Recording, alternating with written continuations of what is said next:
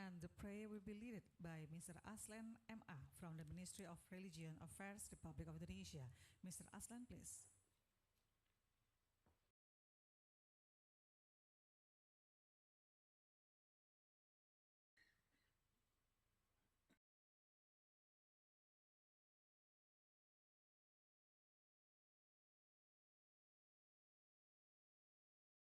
Assalamualaikum warahmatullahi wabarakatuh. Selamat pagi dan salam sejahtera untuk kita semua. Untuk mendapatkan keberkahan rangkaian acara ini, marilah kita berdoa menurut keyakinan kita masing-masing.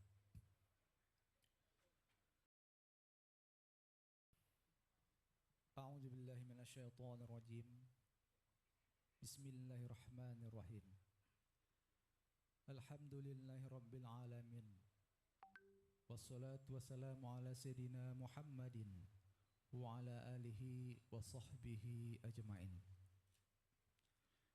Allahumma ya Allah, Tuhan yang Maha Agung, kami agungkan asma-Mu seraya memohon dan mengharap ridho-Mu. Pada hari ini kami menyelenggarakan seminar internasional dalam rangka memperingati Hari Pers Nasional. Kiranya ya Allah, Engkau berikan kelancaran kegiatan kami ini. Ya Allah, Tuhan yang Maha Pengasih lagi Maha Penyayang, berikanlah kesehatan, kekuatan, dan keselamatan kepada kami, agar sejatinya kami dapat melaksanakan fungsi kami sebagai juru informasi yang akurat dan terpercaya. Ya Allah, berikanlah pintu-pintu kebaikan, bukakanlah pintu-pintu rezeki, pintu-pintu keselamatan, pintu-pintu kesuksesan kepada kami semua. Semoga kami dapat terus menghidupkan dan menumbuh kembangkan media pers yang handal demi menegakkan kebenaran dan keadilan sosial di tengah-tengah bangsa Indonesia khususnya dan dunia global umumnya. Ya Allah, Tuhan yang Maha Pengampun, ampunkanlah segala dosa dan kesalahan kami. Ampunkanlah dosa dan kesalahan kedua orang tua kami, dosa dan kesalahan para pemimpin kami. Ampunkanlah dosa-dosa kami di masa yang akan datang. Allahumma taqabbal minna du'aana fa innaka antas sami'ul alim wa tub alaina fa innaka antat tawwabur rahim. Allahumma ja'al jam'ana hadza jam'an marhuma wa tafarruqana min ba'dihi tafarruqan ma'suma. Rabbana atina fid dunya hasanah wa fil akhirati hasanah wa qina adzaban nar. Wa sallallahu ala sayyidina Muhammadin wa ala alihi wa sahbihi wasallam walhamdulillahi rabbil alamin. Assalamualaikum warahmatullahi wabarakatuh.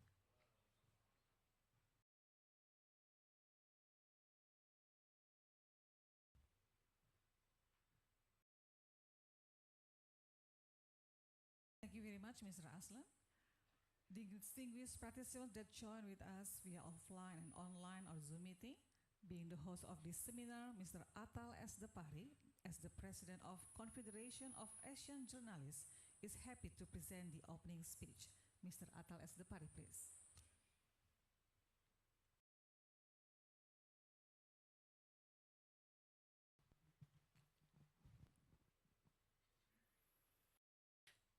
Bismillahirrahmanirrahim. Balam berkicau di pokok akasia, tengok di Tasik berenang angsa. Selamat datang Ismawi Malaysia, mari hidupkan perpaduan bangsa. Ini puisi order by Malaysian. Segar badan meminum jamu, jamu sehat memaknai usia. Di kota Medan kita bertemu, kota bersejarah, pers Indonesia. Ini sesuai dengan tema. Sungguh cepat larinya rubah, melesat lewat pematang sawah. Teknologi media maju berubah, pers merdeka, demokrasi bermarwah.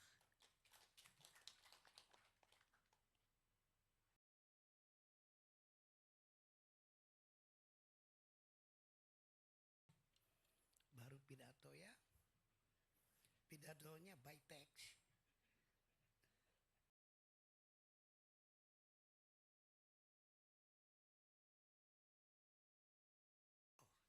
Oke, iya.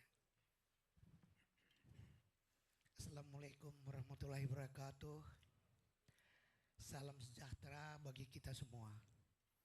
Yang terhormat Bapak Menteri Komunikasi dan Informatika Republik Indonesia yang diwakili oleh Dirjen Informasi Komunikasi Publik Bapak Usman Kansong lagi dalam perjalanan. Ibu Helena Rea, Head of Project dari BBC Media Action. Oke. Ibu Pravita Kusuma Ningtyas, Senior Project Officer. Rekan-rekan wartawan dan hadirin sekalian. Semangat pagi.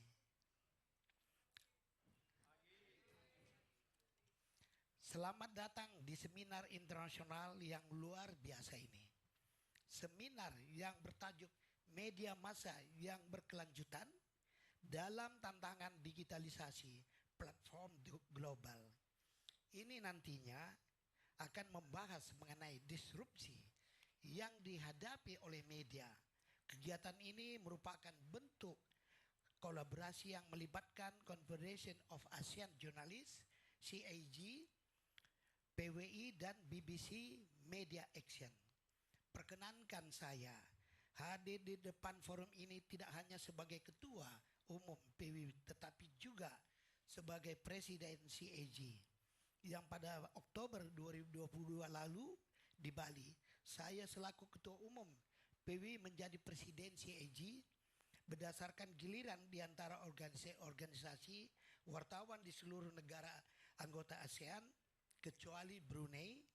Saya akan mengemban sebagai Presiden CAG hingga tahun 2024 mendatang. Hadirin yang saya hormati, seperti kita ketahui adalah suatu keniscayaan bahwa Indonesia terintegrasi dalam lanskap digitalisasi global.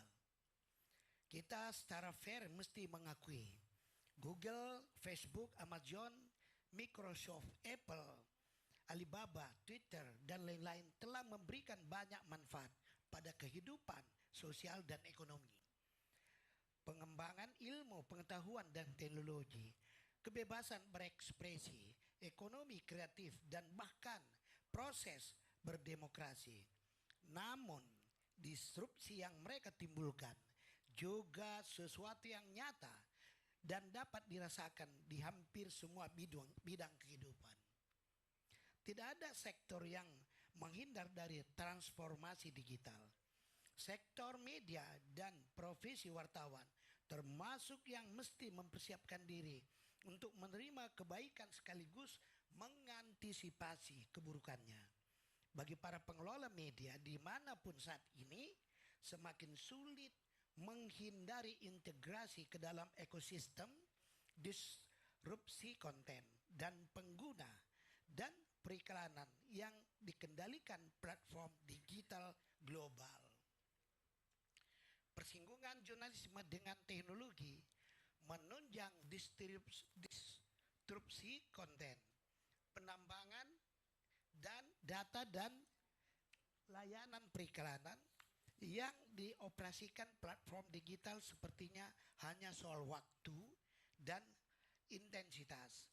Semua media massa akan mengalaminya, tetapi terkecuali media ternama dunia seperti The New York Times, Washington Post, CNN, Sydney Morning Herald, The Sun, The Finance Time, Der Spiegel, dan lain-lain.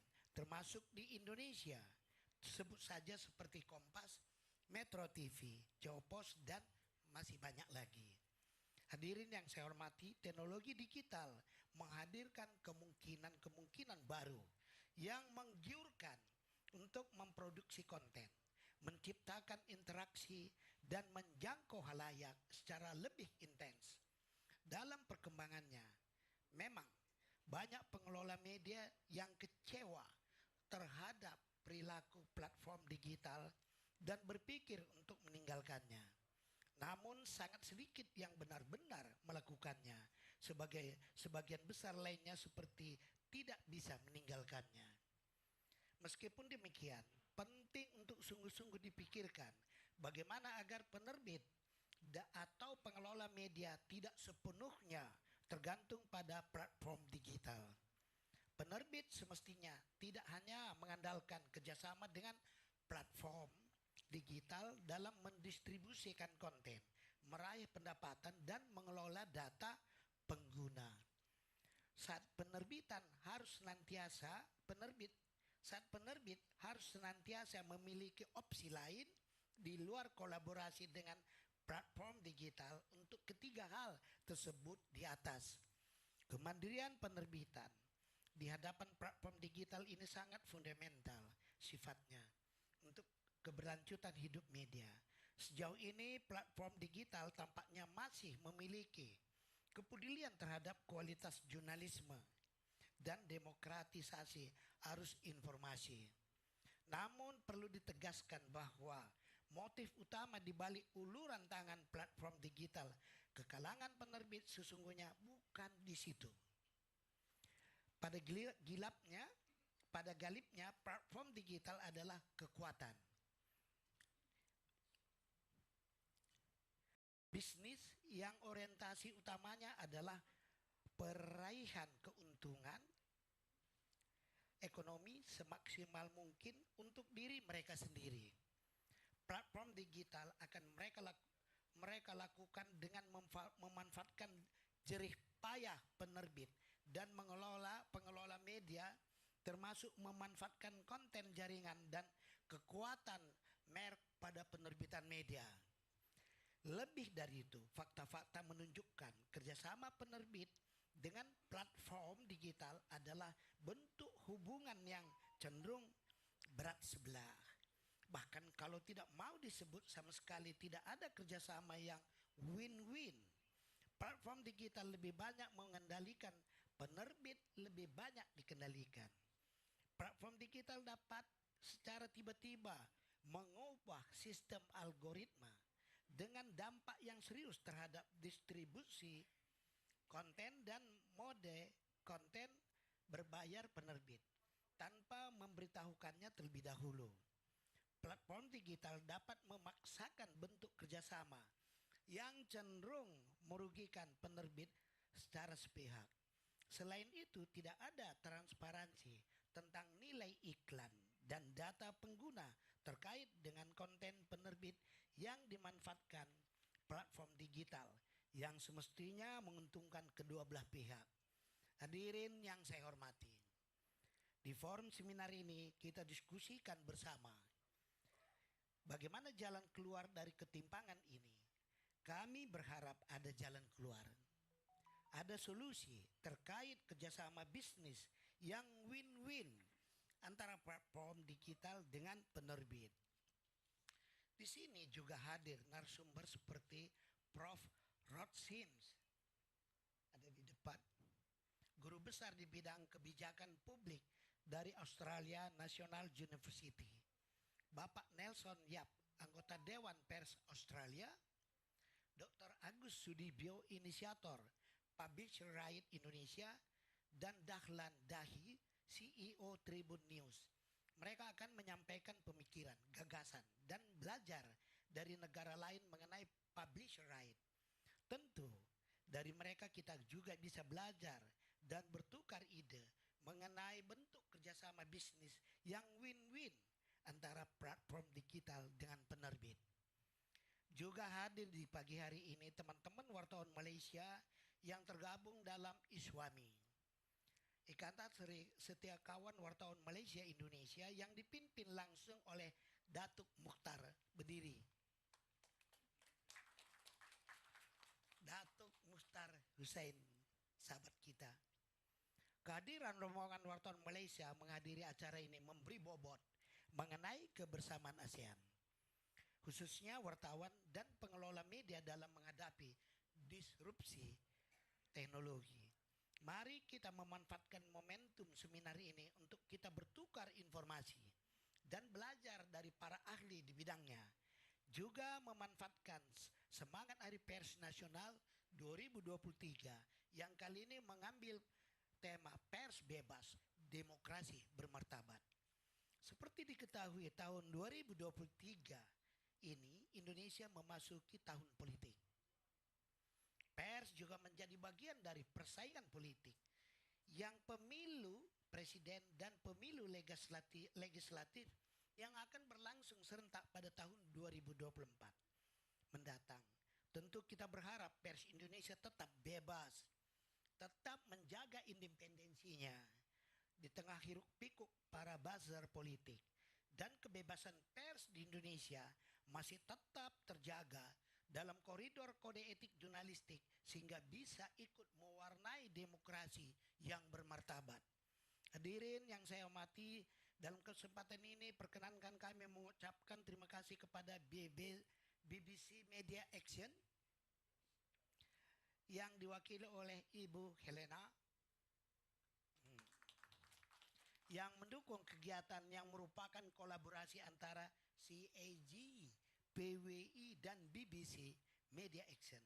Kami sangat senang dapat menyambut para Anda semua dalam seminar ini. Kami berharap bahwa seminar ini akan banyak menghasilkan buah pemikiran, terobosan, gagasan, dan ide-ide besar yang bisa menjadi inspirasi bagi kita semua dalam menjaga kelangsungan media di tengah tantangan disrupsi digital. Semoga Allah Subhanahu wa Ta'ala memberikan rahmatnya kepada kita semua. Waalaikumsalam warahmatullahi wabarakatuh. Thank you.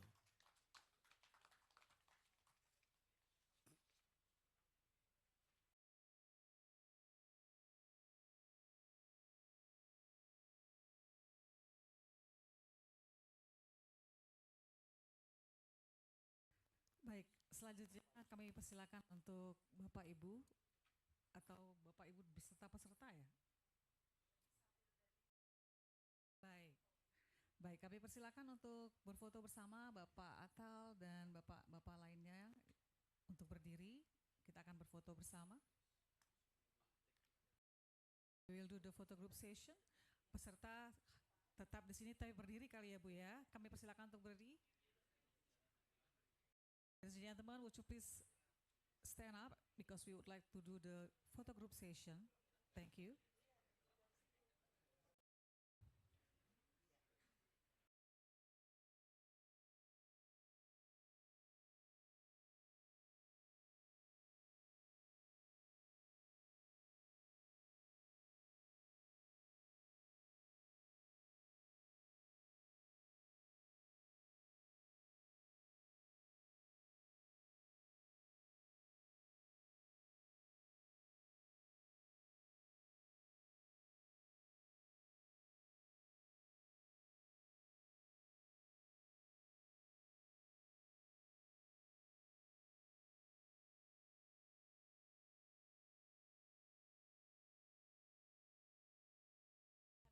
Bapak Ibu mohon tetap berdiri tapi menghadap ke belakang.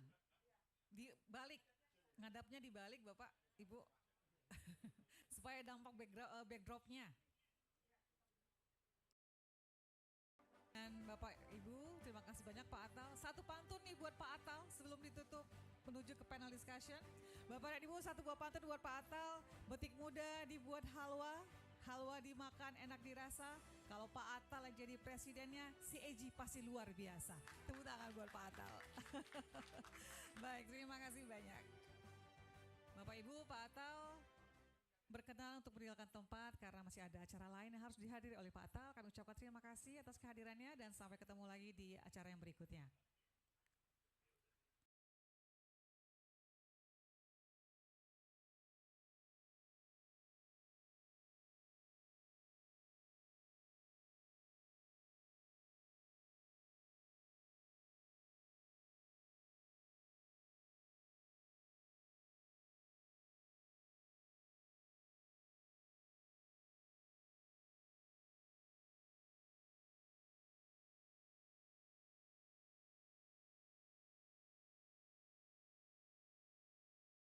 Bapak Ibu yang berbahagia, kita akan langsung saja masuk ke acara utama yaitu panel discussion. Ladies and gentlemen, now we are proceeding to our main agenda. It is the panel discussion. And in this session, we are inviting four distinguished speakers. They are Mr. Professor Rod Sims from Crawford School of Public Policy, the Australian National University. Mr. Agus Sudibyo, the initiator Indonesian Publishers' Right Regulation. Mr.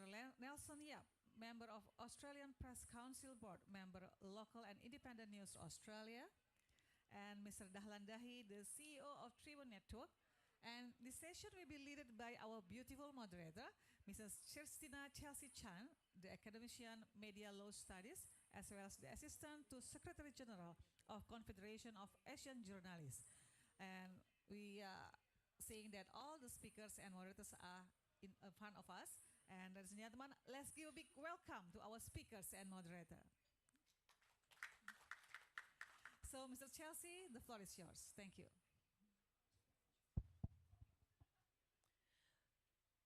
Thank you, Ibu Femi.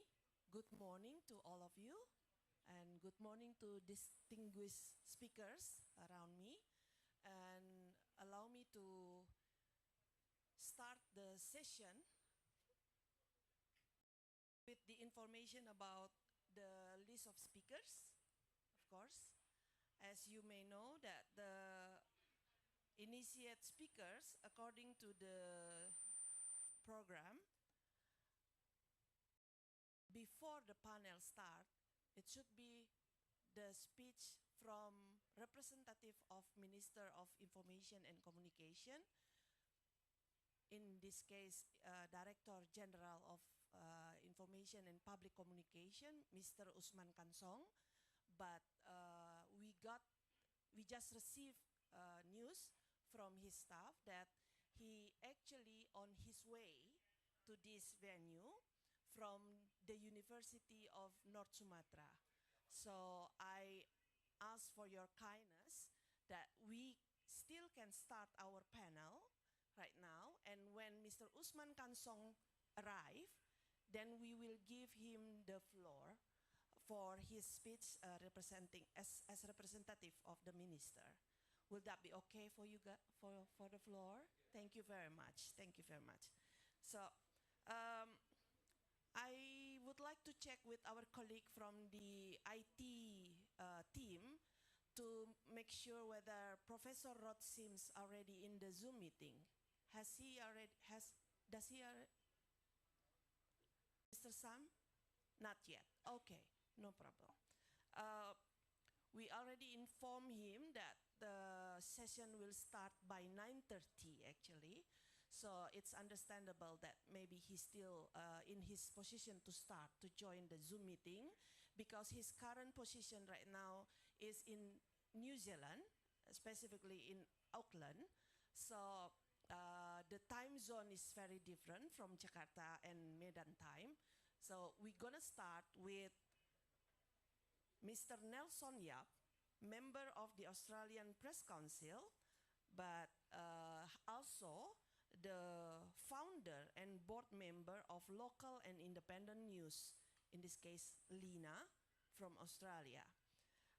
And then we will invite Mr. Agus Sudibyo, Dr. Agus Sudibyo, the initiator of the Indonesian Publisher Right Regulation, which is already with us here. And last but not least, of course, our CEO Tribune Network, Mr. Dahlan Dahi, on my right side.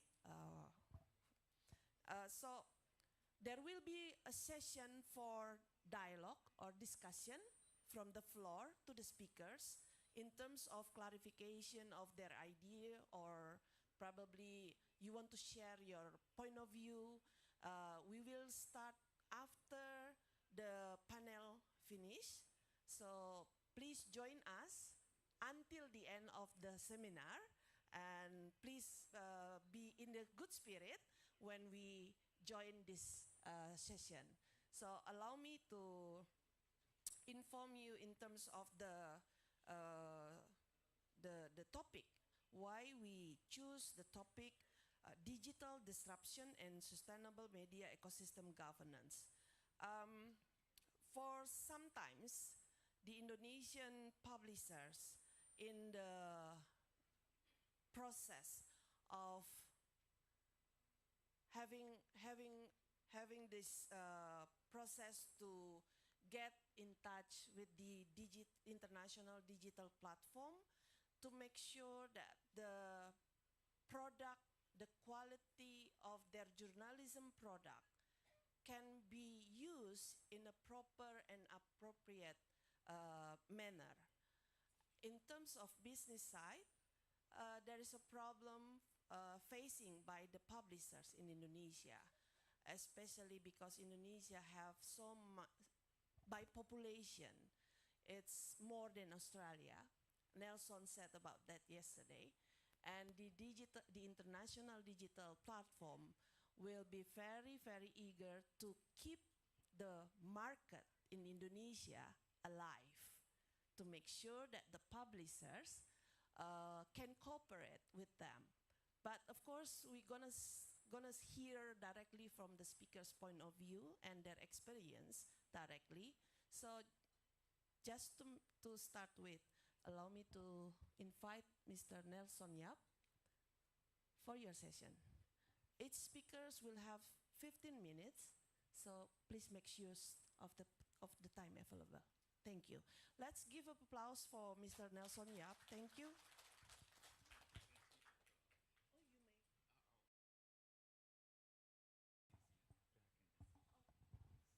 Thank you. Welcome, ladies and gentlemen, distinguished guests, friends and colleagues. My name's Nelson Yap. I'm the publisher of Australian Property Journal. I'm also co-chair and co-founder of the Public Interest Publishers Alliance and a board member of the Australian Press, not board member, just a member of the Australian Press Council and a board member of the Local and Independent News Association. So I'm here today to share the experiences of what it's like for a publisher to negotiate and benefit from the News Bargaining Code in Australia.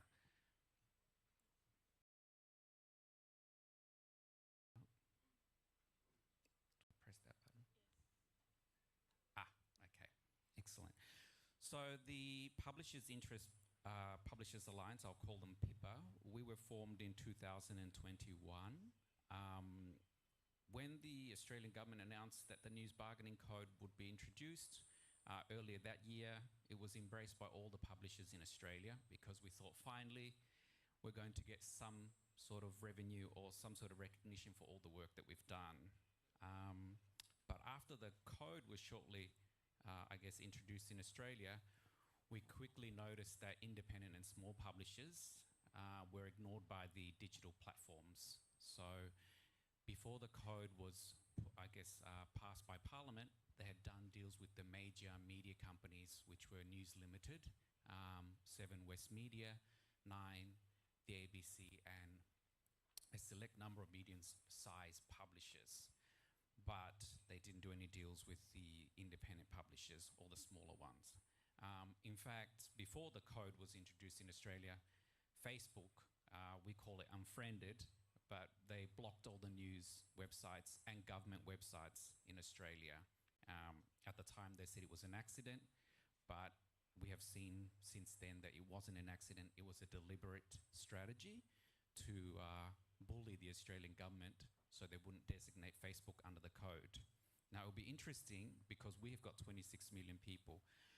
Indonesia has much more than us, so I don't know whether Facebook will do the same thing and threaten to ban all the websites in Indonesia, because the last time Facebook had their annual meeting, I think, or their quarterly meeting, they revealed to their investors that they had lost 500,000 users, and we saw 25% wiped out from their market value. So they lost $200 billion just by losing 500,000 users. Now imagine if they lost 196 or 98 million users in Indonesia. I think the company would lose much more than 200 billion. Anyway, that's just my thought. So the code allowed the Australian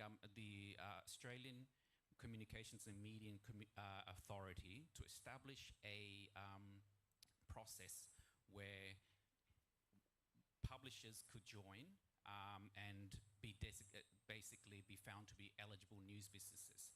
Now, my publication and over 30 odd publications in Australia were recognised as a public interest publisher by ACMA, which is the Australian Media and Communications Authority.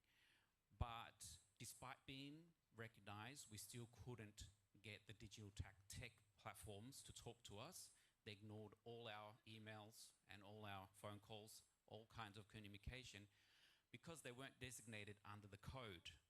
So thanks to Rod Sims, who will be presenting later today, it was under his leadership and his vision that the ACCC allowed an exemption under the anti-competition and laws to allow the publishers to negotiate collectively with the tech giants. So, and also the ACCC had concluded a report that found that there was a power imbalance between the digital platforms and the small independent publishers, as you expect. You know, we're talking about Google, which is a $1.3 trillion company, and a small independent publisher in Australia. You know, you can see that you're fighting a titan. So, and just I think in Australia, we say it's a battle of David versus Goliath. So it is truly that case. So. Okay, so I've already spoken about that. So yes, on the advice of the ACCC, we formed a collective bargaining group, and we were very fortunate to be represented by Emma McDonald, who was supposed to speak here today. Yes, through her role as Andrew Forrest's philanthropic Minderoo Foundation. So we were very fortunate there. And so to give a view, the only other collective bargaining group at the time was the Country Press Australia, which represented all the rural and regional local community publishers. But we were the first of its kind, PIPA, because of our diverse group of small, medium, independent publishers. As you can see, we represented sort of across the spectrum of all the different publishing and magazines in Australia. And I say this to the ministers or whoever I meet, that a lot of our publishers cover stories that are often neglected by the large media companies. So, and they're also, our publishers, some of them are in small communities with only 5,000, 15,000 community people. So, you know, if without our publishers, they would have no way to get news. But more importantly, though, I think as we see now the rise of fake news and misinformation, we as journalists and publishers, not just in Australia, but Indonesia and around the world, we are gatekeepers and we're fighting against the fake news. You know, I didn't put this in because I did the research after, but a joint New York University report found that between August 2020 and January 2021, misinformation posts by accounts on Facebook had 6 times more interactions than posts by trustworthy news sources. So therefore, critics were saying that, experts said that the report supports the view that Facebook rewards accounts that put out misinformation over publishers like us who put out trustworthy information.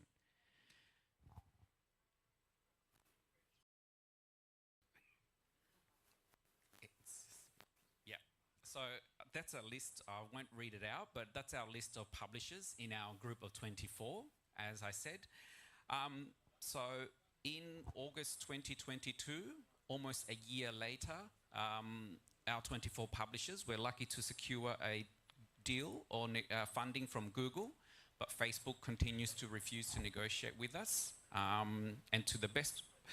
And along with us, Facebook has also refused to negotiate with Australia's largest multicultural broadcaster, SBS. So they publish all the Croatian, Greek, everything, but Facebook refuses to do a deal with them. And Facebook also refuses to do a deal with The Conversation, which is a large academic and publication. But having said that, so we were very fortunate, but after us, to the best of our knowledge, no other publishers have done a deal since then with Google or Facebook. And so in that sort of, I'll just jump to the government in Australia conducted a review of the code 1 year after to see what impact it has had. But the government decided, despite our lobbying, the government decided that they would not designate Facebook under the code because it requires designation for the negotiation to be mandatory. So the negotiation right now is voluntary between the digital platforms and the publishers. So in a sense, Facebook did not face any consequences for blocking news in Australia. It has successfully bullied the Australian government, which is very disappointing, into not doing anything. And therefore, as I said, Facebook continues to extract billions of dollars in advertising revenue from the Australian market without remunerating most of the independent publishers. Okay, so why the code is important, our experience. So as I said, it's all up there, you can read, but in Australia we had between 2019 and 2022, 265 newsrooms were closed across the country. Now that's, for a country of 26 million people, that is a lot of newsrooms. And in the last 15 years, we've lost 60,000 jobs in our industry. That's a lot of journalism, a lot of journalists, editors, sub-editors, what have you, anyone working in our industry. So, in a sense, this code, when the Australian government introduced it, was a very critical reform because it has been so long, it has been 15 years of the digital platforms having a free ride of our news and benefiting from our news and making billions of dollars in digital advertising revenue and taking it away from us without giving us anything. We have to employ the journalists, we have to do all these stories, and they just benefit from it. So the code was important to address that disruption that we've experienced. So the lessons learned from us was Pippa's experience. That was my main role in Pippa as co-founder was, we call it herding cats. I'm not sure if you have the same terms in Indonesia or Asia, but it was interesting to try and find as many publishers as possible to join our group to negotiate because there are so many different publishers of different sizes, different expectations. So that was a challenge. But what I wanted to, from my meetings with a lot of the publishers and informing Pippa, was that, you know, initially we had 50 people, 50 publishers who looked at joining, but because of disagreements, some of them thought that they didn't need to, some of them thought they were too big to join a group, they can do it themselves. So for various different reasons, they decided that they wouldn't be part of it, so we ended up with 24. But these publishers still do not have a deal today. So my experience from this is that we are stronger together. Whilst some of us might be competitors, you know, at the end of the day, if we don't stick together, we are going against titans here. So if we don't stick together as publishers, we go in independently, we're not going to get anywhere. And look, and of course we engage with all the members of parliament, ministers and the government. But as I said, so lessons learned from Pippa, is that, and ultimately, of course, more importantly for newsrooms, is the financial security, because it creates a sustainable news business. But now I want to turn to also quickly the lessons learned from overseas. I'm sure you've all followed. We've now seen, in the US, in the United States and Brazil, the code basically has been killed off. In the US, it's sort of sitting there, but it's not going anywhere anymore. That's because the publishers in the United States were not able to come together. I guess because of their political system, they're very divided as well. But also, the US wanted to be perfect. They wanted their code to be perfect. And I say, don't let perfect be the enemy of the good. So sometimes good enough is a good start, and we can work on progress and reform and make changes. Don't wait until we're trying to make it perfect before we pass the code. And then finally, of course, don't wait for things to happen, make them happen. I think, I'm a journalist, I'm an editor. This is not my job. I don't know how to lobby. I don't know how to do any of these things. I don't know how to bring together 50 people in one room and say, let's go and negotiate with Facebook and Google. But someone had to do it. So I thought, well, if I don't do it, who's going to do it? No one else. So that's why I started ringing the calls, cold calling all the publishers to try and get them on board.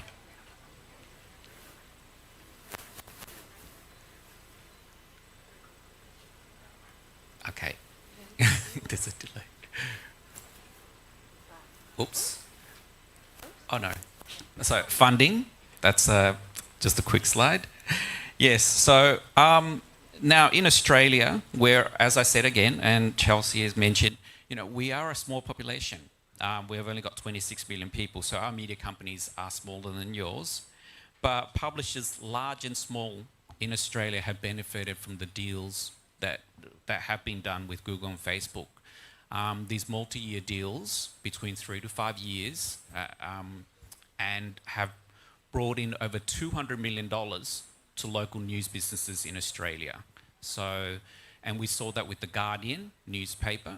That investment that they secured from Google and Facebook has enabled them to expand their newsrooms by 40. I think it was actually 50 journals, but I said 40 just to be safe.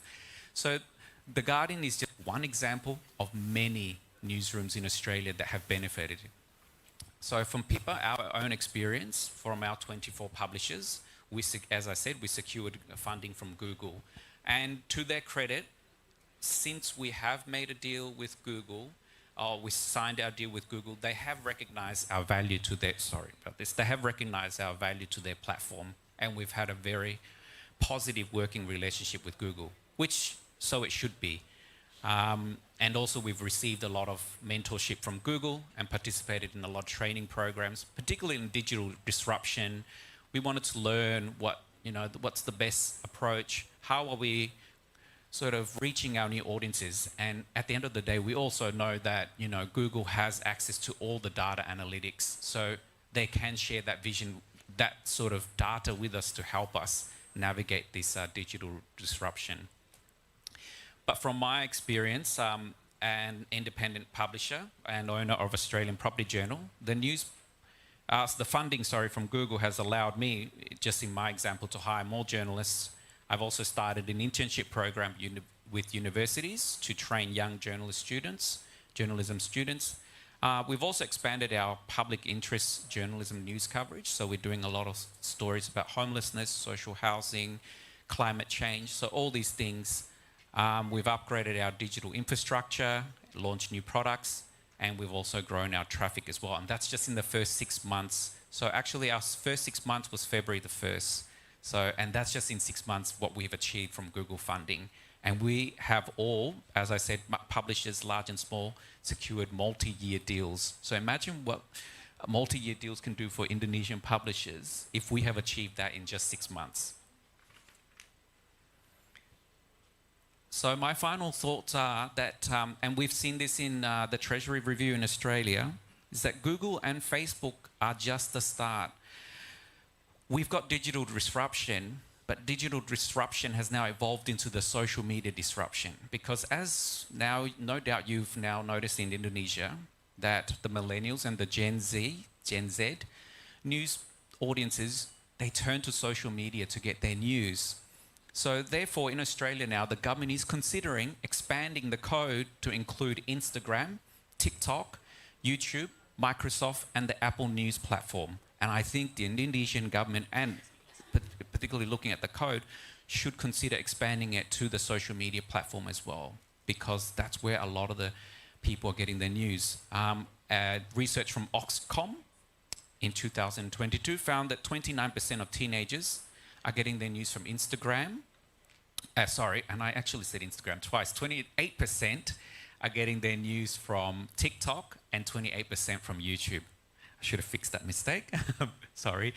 And so now, but also the Reuters Institute at Oxford University found that a third of TikTokers now use TikTok for their daily news.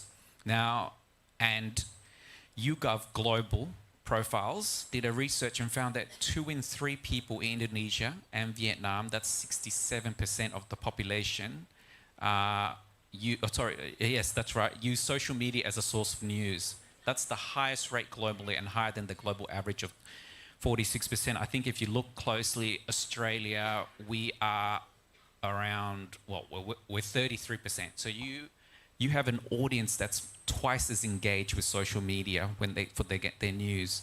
And also, I suppose it makes sense because consumers aged between age 18 and 33 make up the majority of the audience that use social media for news. And again, I point out, Indonesia has the youngest median age in the world. You have people who are a lot younger than most countries. So, and we know that young people are the most engaged in social media. So, social media disruption is the next one.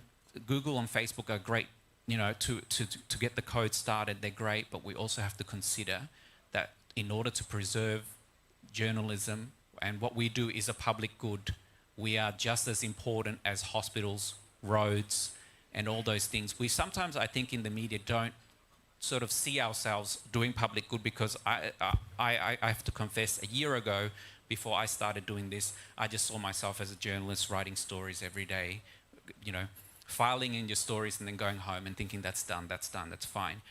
But we don't value what we do sometimes, and I think then we can't, if we don't value what we do and if we don't see, sort of step back, then how can we go to government and say, you need to support us in this because we want to deal with Google and Facebook? What we do is important, particularly in the rise of fake news as well. So we are the gatekeepers against fake news.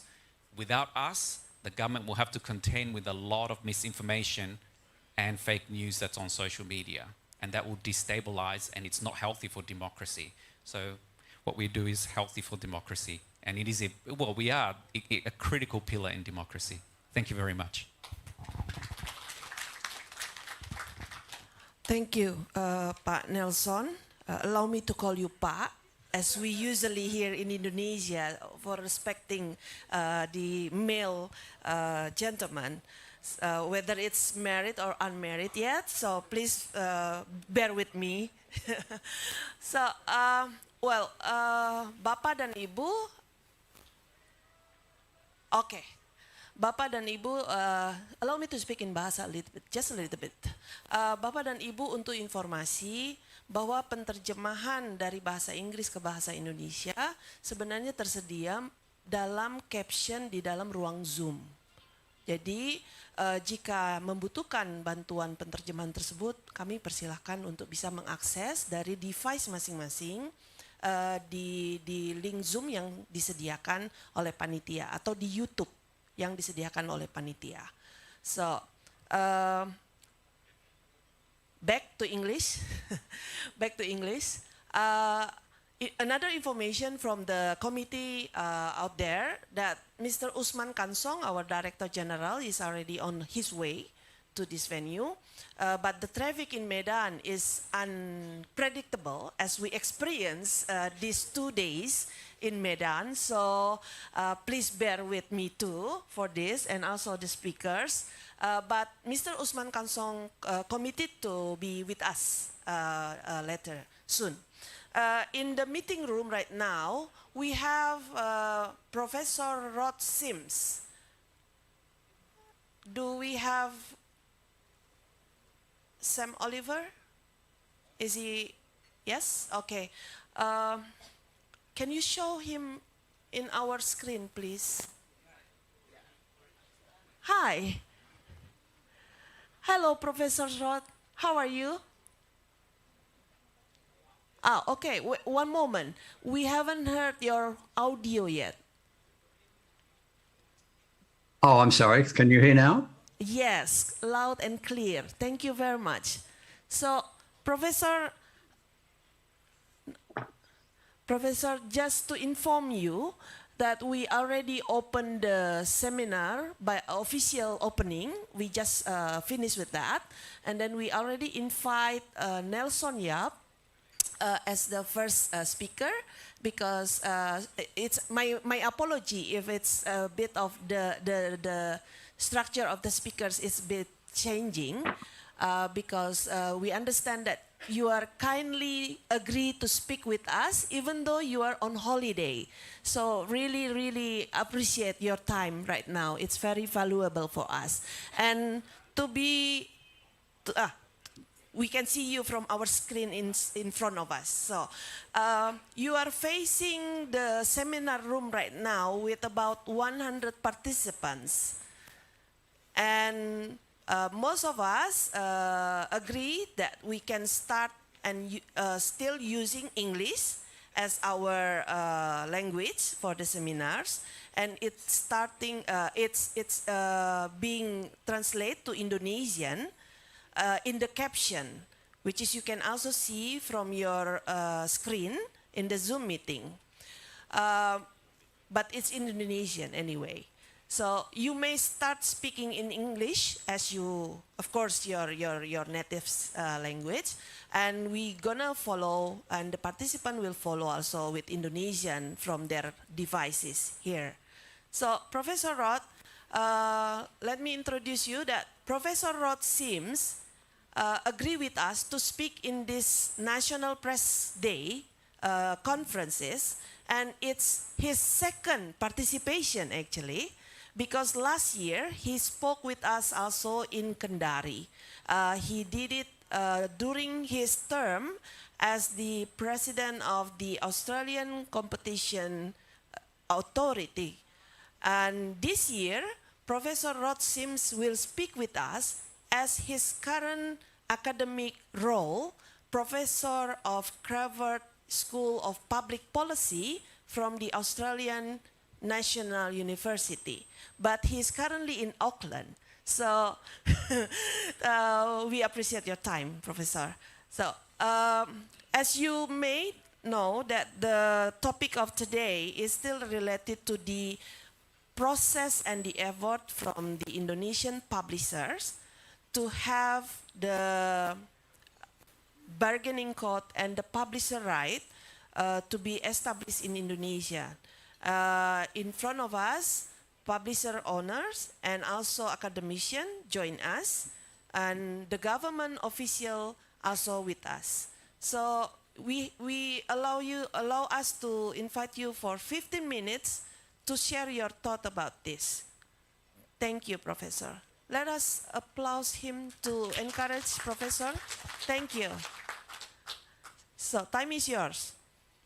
Okay, thank you very much, and thanks for the invitation to speak. Unfortunately, as you say, it did coincide with me being on holidays, and I have to say I'm not in Auckland. I'm very much to the north, the northern tip of New Zealand, so I hope the internet holds up through this discussion. I thought I'd make a few points and then happy to take questions later on. The first point is that what started the News Media Bargaining Code in Australia was a study done by the Australian Competition and Consumer Commission. The law in Australia is such that when the government directs us to do an inquiry, that gives us powers to get information compulsorily demand information, and it also requires us to make recommendations to the government, which we did. Now, the study was about digital platforms, media, advertising. We ended up making 23 recommendations, of which one was that there be a news media bargaining code. We did make other recommendations about providing funding to local journalism and a range of other things. So the news media bargaining code was not our only recommendation in relation to journalism, but it was I think our most important one. The reason we made the recommendation for a news media bargaining code was that we could see that, as the previous speaker said so very clearly and very well, the platforms use the content of media businesses to attract people onto their platform, either to answer Google searches or to be on the Facebook newsfeed. When the media companies asked for compensation for this, they were told no. And our view was that there was an imbalance in bargaining power, in the sense that Google and Facebook need media, but they don't need any particular media. They could, even if they had half the media, that would be enough for them. Whereas each of the media businesses did need to be on Google and Facebook. So it was an imbalance in the bargaining power to arrive at an appropriate payment for that content. Google and Facebook said there is no payment for content.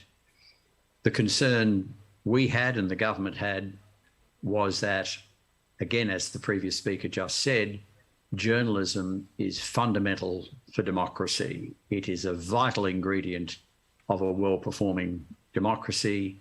We don't want the platforms to not make payment, otherwise journalism will decline significantly, and if journalism declines, then our societies will decline. So the logic for the News Media Bargaining Code was the imbalance in bargaining power and the importance of journalism. Now, the News Media Bargaining Code was a recommendation to government. It was accepted by government at the end of 2020. And the point I want to make here is it's nothing to do with competition law, even though it was the Australian Competition and Consumer Committee which recommended it, or Commission which recommended it. It is government legislation. So ultimately, in Indonesia, in other ASEAN countries, you need government legislation to make this work. Now, there's three components of that legislation which are fundamental. One is that there is a process of negotiation, but if negotiation does not yield an outcome within a certain period of time, then there is a process of arbitration. So it is a negotiate, arbitrate model. The reason that's important is Google and Facebook, you could require them to negotiate, but they'll still say, we won't pay you anything. Faced with the prospect that payment might be determined by an arbitrator, that encourages them to do a deal because they'd rather do a deal themselves than have it determined by an arbitrator. So it's very much a forcing device. Having arbitration there is a forcing device to even up the bargaining power and get a fair deal. The other component is that the legislation says that the legislation in Australia does not compel Google and Facebook to do any deals, but if they do a deal with any media company, then they must do a deal with all qualifying media companies. So one in, all in was the second component. And the third one was collective bargaining, that particularly the smaller players could get together and bargain as one. So negotiate, arbitrate was fundamental. One in, all in If you deal with one media company, you've got to deal with a lot. And thirdly, collective bargaining. Those are the three key ingredients of the code. If any legislation in any of your jurisdictions tries to deal with this, it needs to include all three of those components. Doesn't need much more. It just needs those three components. Now, the process, I won't describe it too much, but it is worth stating that when the government was attempting to introduce the legislation, we had about a year of negotiating the legislation. It was the ACCC, which I was leading at the time, which drafted the legislation with the Commonwealth Treasury and the Commonwealth Department of Communications. Google said that if this legislation passes, we will leave Australia. We will no longer provide search results for Australia. So it was quite a threat. When they made that threat, Microsoft stepped in and said, well, if Google leave Australia, our search engine Bing can take over. There was a discussion between the chief executive of Microsoft and Australia's Prime Minister. So in a sense, and also there was a public reaction against Google for threatening the government in that way. Facebook, in turn, we woke up one day to find that Facebook had taken all media and other things off Facebook. So they not only took media off Facebook, they also took down sites that were there to provide help, bushfire warnings, health warnings, and again, they overstepped the mark and there was a huge public backlash against them, a whole lot of people saying they would no longer use Facebook anymore. So those threats backfired, but they did set off real negotiations between the Australian Treasurer, Josh Frydenberg, and the chief executive of Alphabet, Google's parent, and the chief executive of Facebook. A number of changes were made which don't really matter. The one change that is worth explaining was that the Treasurer felt that the Google and Facebook were scared about being designated under the legislation. So the legislation sets up the framework, but to be covered by it, you've got to be designated by the Treasurer. The Treasurer said, well, if you go out and do deals with our media companies, we won't designate you. That caused Google and Facebook to immediately go out and do a lot of deals, whereas I thought, certainly, and others did as well, that deals would be done against the threat of arbitration. In the end, deals were done against the threat of designation. Now, it doesn't matter. The point is deals were done. So Google have now done deals with essentially all Australian media. There's a few companies that don't have deals, but it is disputed about whether they qualify or not. The companies that clearly qualify have all got deals, and that's very pleasing. So Google has done deals, I think, with just about everybody. The number of exceptions are exceptionally small and may not exist. Facebook did a deal with approximately, I think, media companies that employ about 85% of Australian journalists. As the previous speaker just said, they did not do a deal with Australia's multicultural broadcaster, the Special Broadcasting Service, or SBS. They did not do a deal with the joint venture between sort of media and academic, called The Conversation, as is just mentioned. But they did a deal with a lot of other companies. So the result of all that was that Google and Facebook are paying over $200 million per year to Australian media companies. The previous speaker mentioned some of the benefits of that. The Guardian increased its staff by about 50%, and various journalists have told me that once the code came in, there's never been a better time to be a journalist. That is, the demand for journalism services has gone up massively. So it's been very successful, a lot of money paid. Now, there's a couple of criticisms that have been made internationally about the code. One is that it just deals with, it just benefits the large players, not the small ones. That is simply not true. Google have done a deal with, as I say, just about everybody. Facebook with about 85% of the media landscape. But deals have been done with large and small players. In my experience, the smaller players got more money per journalist than the larger players. Now, that's not going to be always the case, but it's certainly largely the case.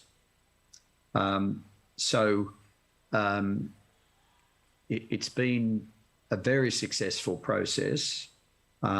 It's now being followed in Canada, where the legislation is now being reviewed by the upper house of their parliament. I spoke to the lower house. It's now before the upper house. So I'm very confident that there'll be a news media bargaining code equivalent in Canada. I think there's a good chance there'll be one in the United Kingdom. They're due to pass their legislation next year. It's broader legislation, but once it's passed, it allows for a news media bargaining code. So they're the two most likely places. Obviously, I'm heartened by the fact that Indonesia is actively considering it, and I hope other countries in ASEAN will consider it. As the previous speaker said, the opportunity looks as if it's lost in the United States, although I'm going there late March, early April, and hoping that it can be revived, but we will see. The main lesson, I can only repeat what the previous speaker said, what made the code, what got the code into legislation, what made it so successful was the media worked together. All Australian media pretty well backed the code.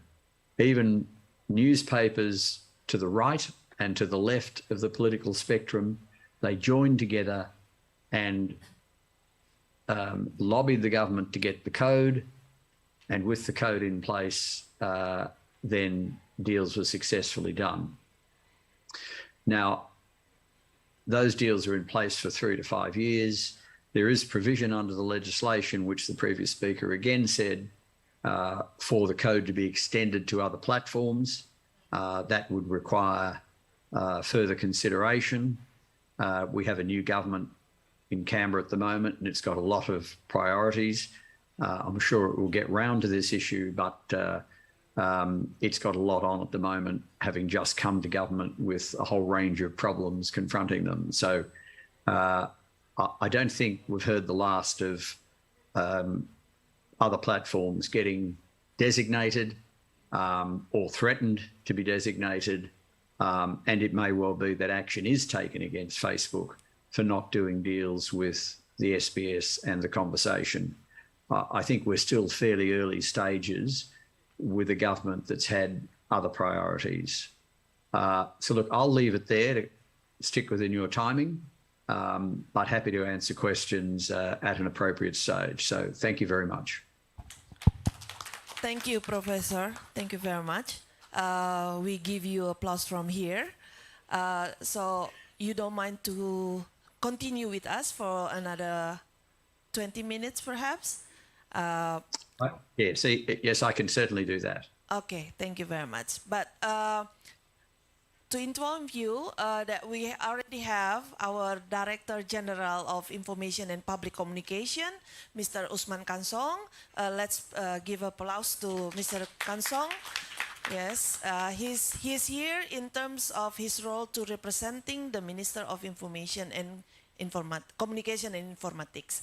Pak Usman, we already start with 2 speakers, especially Nelson Yap from the Lina, the local and independent news publisher from Australia, and he spoke about the process and the success, and especially quite interesting, what happened after that.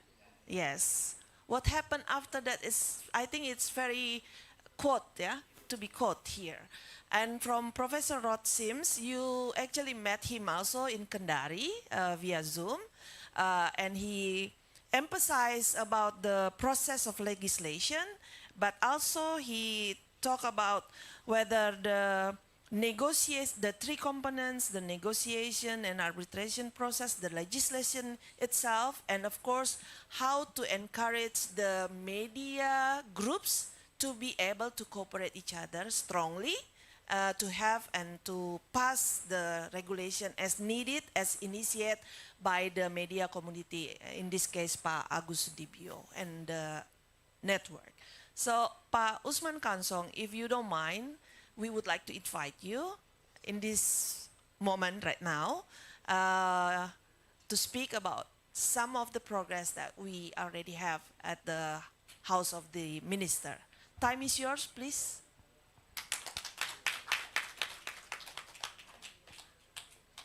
To inform you that we use the English, but you may speak in Bahasa. The translation is available at the caption of the Zoom meeting. Thank Okay, you. I will speak in mixed languages. Okay, the translator, please be informed that Mr. Usman Kansong will speak mix English and Indonesia, and especially maybe Medan language also. So be aware. Thank you. Okay, thank you very much for this occasion, for this chance to speak on what is the progress of the legislation or regulation of the publisher right. Cominfo, the Ministry of Communication and Informatics, has just submitted the draft of a presidential decree on publisher right or negotiation code in terms of Australia, like Rod Sims said earlier. And we are waiting for the response of the president.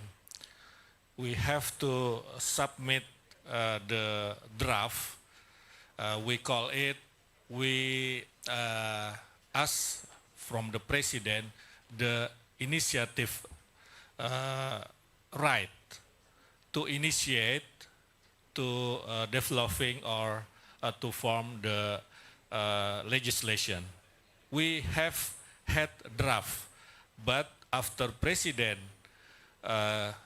give us the initiative right, we will discuss again. We will discuss more deeply about the substance of the publisher right. Let me inform you that there are two substance of the publisher right regulation. The first is that the platform must cooperate with the media in Indonesia in terms when the platform want to deliver the news in their platform from our media. They must cooperate.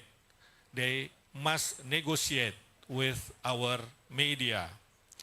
But the negotiate will be B2B business, business to business negotiation. And the second, we will have such a body, such a controlling body to watch, to control the, to see the negotiation between the platform and the media the body will mediate if there is a dispute, if there is a dispute between platform and the media. And it is okay also if the platform and the media use arbitrage mechanism via BANI. We have BANI here in Indonesia, Badan Arbitrase Nasional Indonesia. And we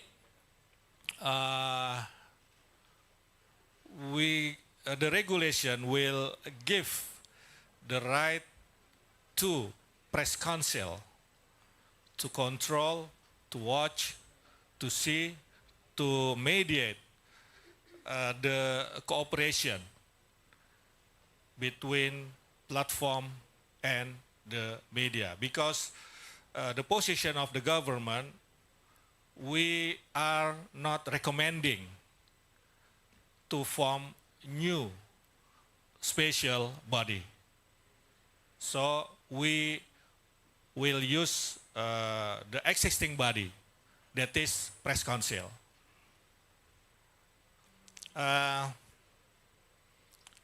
I agree with Rod Sims that this legislation, this regulation needs the working together, the cooperation amongst the media.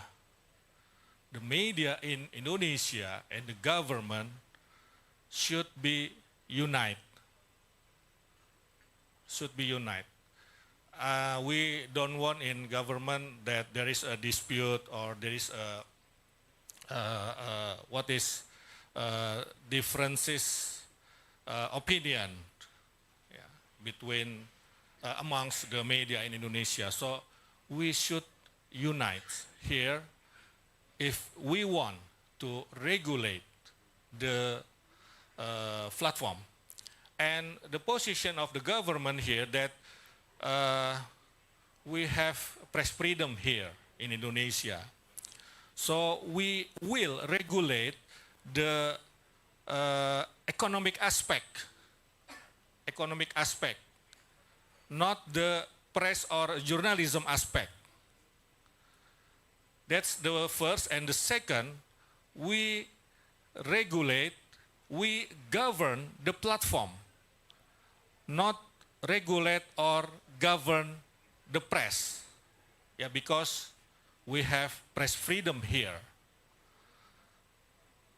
We off in HPN 9 February, in next 2 days, the president in his speech will respond the draft of regulation that we have just submitted to the president. That's all. Thank you very much. Thank you, Pak Usman Kansong, for your brief information on the update of the progress from the minister's side. Next, directly we invite Mr. Agus Sudibyo, Dr. Agus Sudibyo, to present his thought. Thank you. And next, after that, we will invite Pak Dahlan Dahi. Thank you.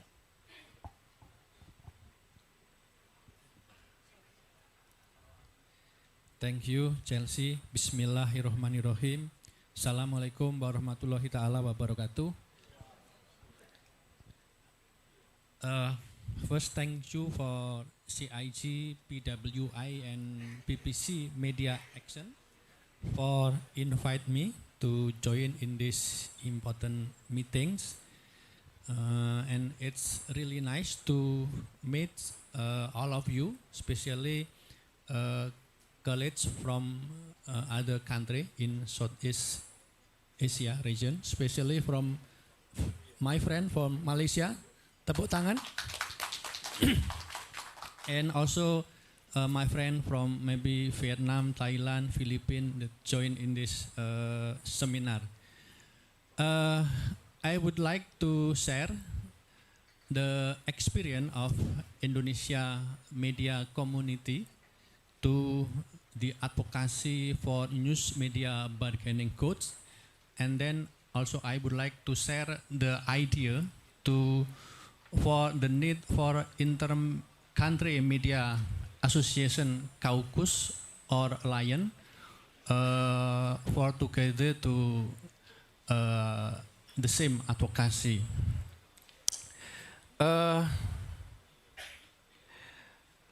As we all know that the main problem in media industry now is the monopoly by the giant global digital platform. I don't know the exact situation in each country in ASEAN region, but if we refer to the context of Indonesia today, the monopoly of global digital platform company happen at least in 3 levels. First, around 80% of news distribution in Indonesia is controlled by Google and Facebook. This duopoly also grab around 75% digital advertising expenditure in Indonesia. And they also monopolize the processing and also utilization of user behavioral data. Even though they use publisher own news content in mining that user behavioral data, they refuse to share the data to publisher. If publisher need the user behavioral data, they still have to buy to Google and Facebook. Even everybody know that Facebook, Google mining user behavioral data use the content of publisher.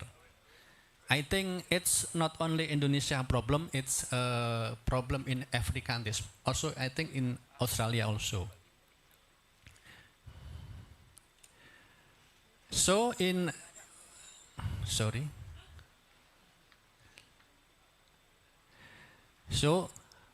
in this context, I think 2 years ago, media community in Indonesia, Indonesian Press Council, Indonesian Media Association, Journalist Association together established what we call Indonesia Media Sustainability Task Force. Indonesia Media Sustainability Task Force.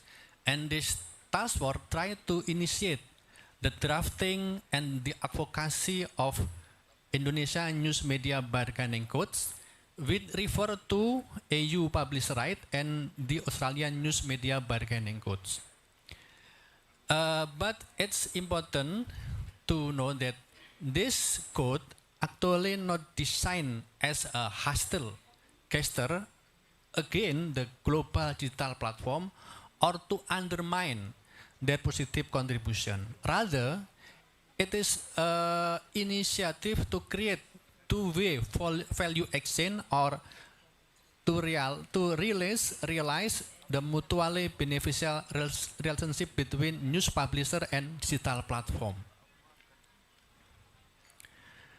And in the draft that submitted by task force to government, this bargaining codes set up the obligation of digital platform company to negotiate in good faith with Indonesia publisher regarding first, the economy value of publisher content that they use or monetize, and the second, fair and transparent profit sharing in digital advertising schemes involves both parties, and third, sharing of user data generated from the use of publisher own news content by digital platform company.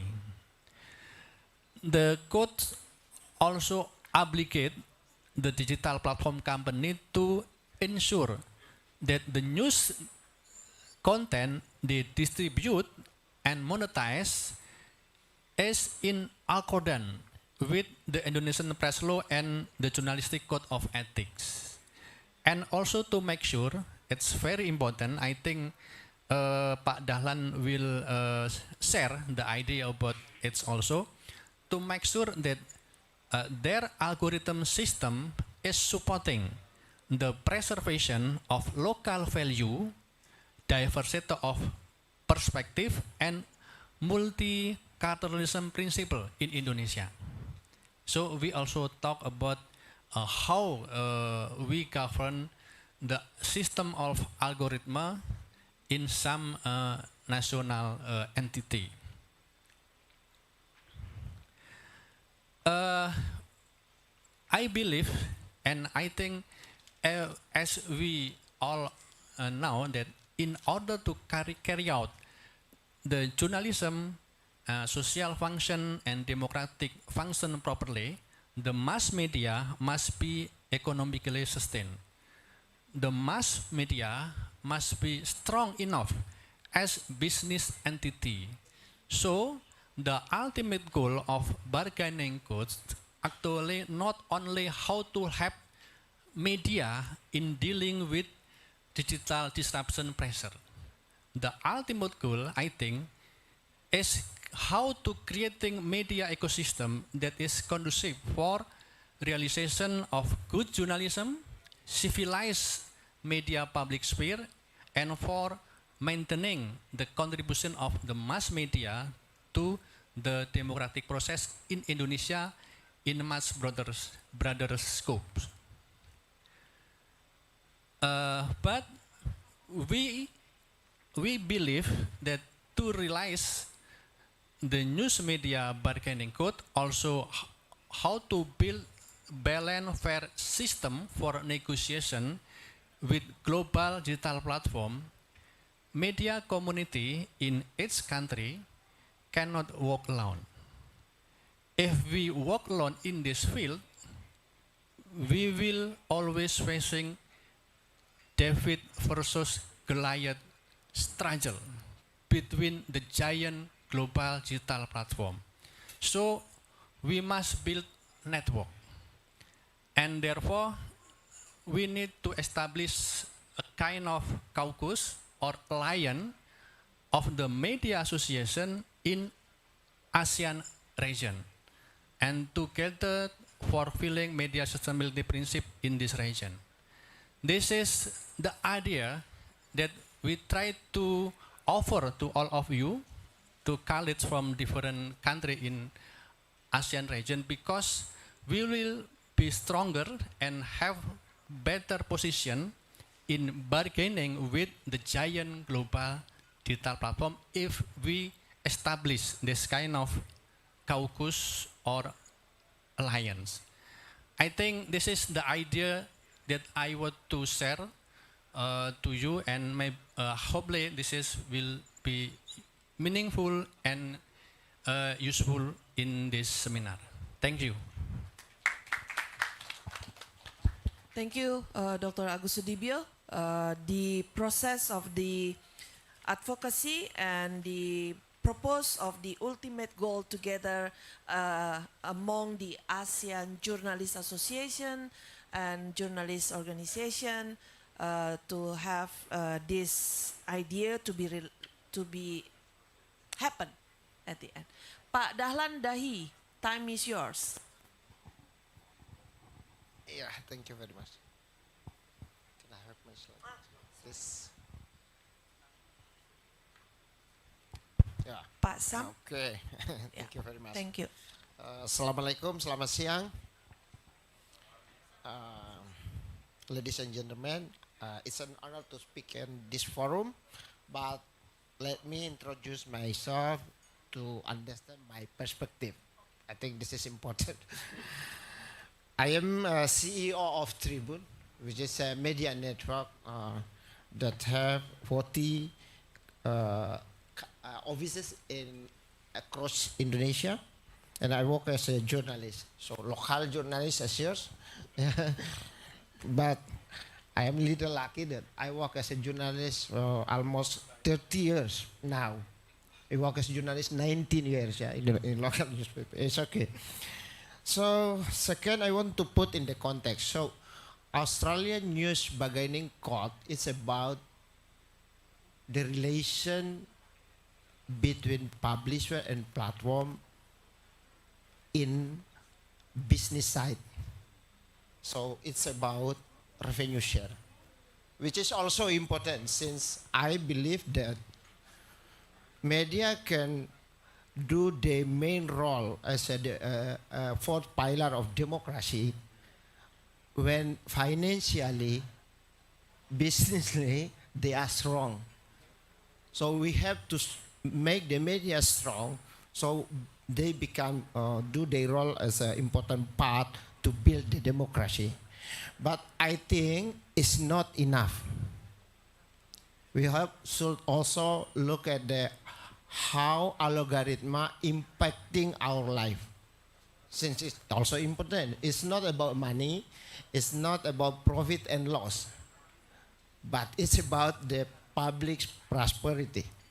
That would be my point. Can you help me to... okay. Please run the video.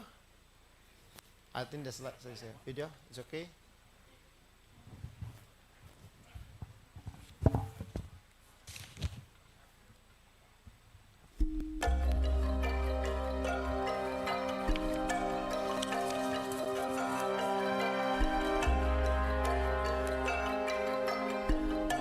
Indonesia, negara kepulauan terindah.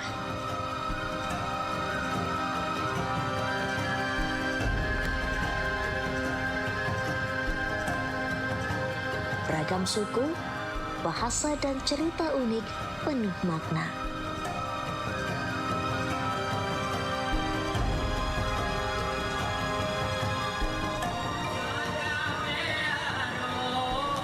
Warna-warni Indonesia dalam Bhinneka Tunggal Ika.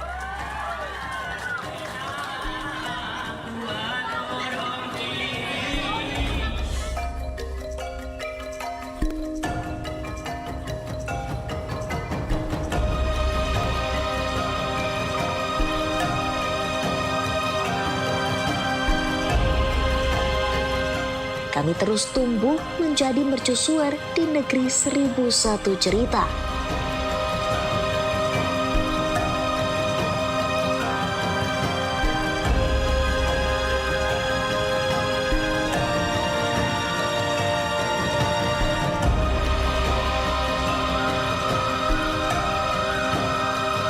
Kami tahu lebih dalam karena kami dekat dengan sumber cerita. Kami unik sebab kami menghadirkan 1001 cerita lokal untuk Indonesia. Kami adalah representasi keberagaman sudut pandang untuk tetap menjadi Indonesia. Tribun Network. That's a clip. So, thank you very much. It's the face of Indonesia. It's not the shopping mall, which is the face of Indonesia. It's a traditional market. It's the heart of Indonesia. You can find this perspective if you go deeply to find local perspective. That's why we see Indonesia, which is diverse in ethnicity, culture, and religion. It's a beautiful Indonesia that make Indonesia Indonesia. Next slide. So I think that's summarized about the. Okay, this is Tribun Network. So Nelson from Aceh in the left side. Flight to Papua, I think it took like 5 hours. Yeah, it's the same. You fly from Melbourne to Hong Kong. Yeah, right. Yeah, that's Indonesia. Okay. Okay, we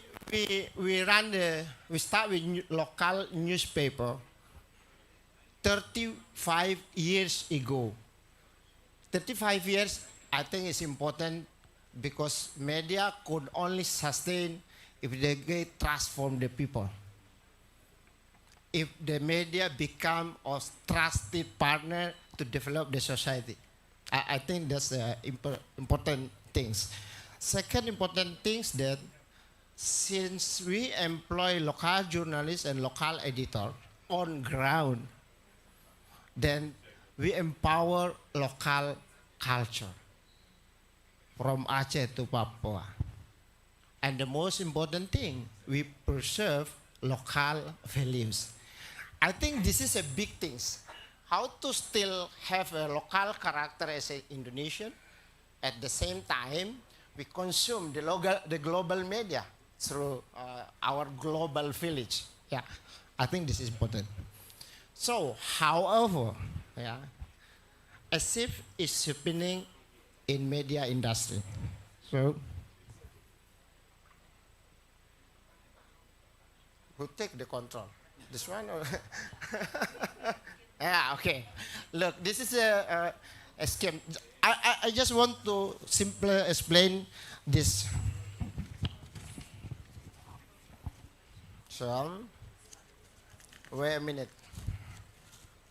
Okay.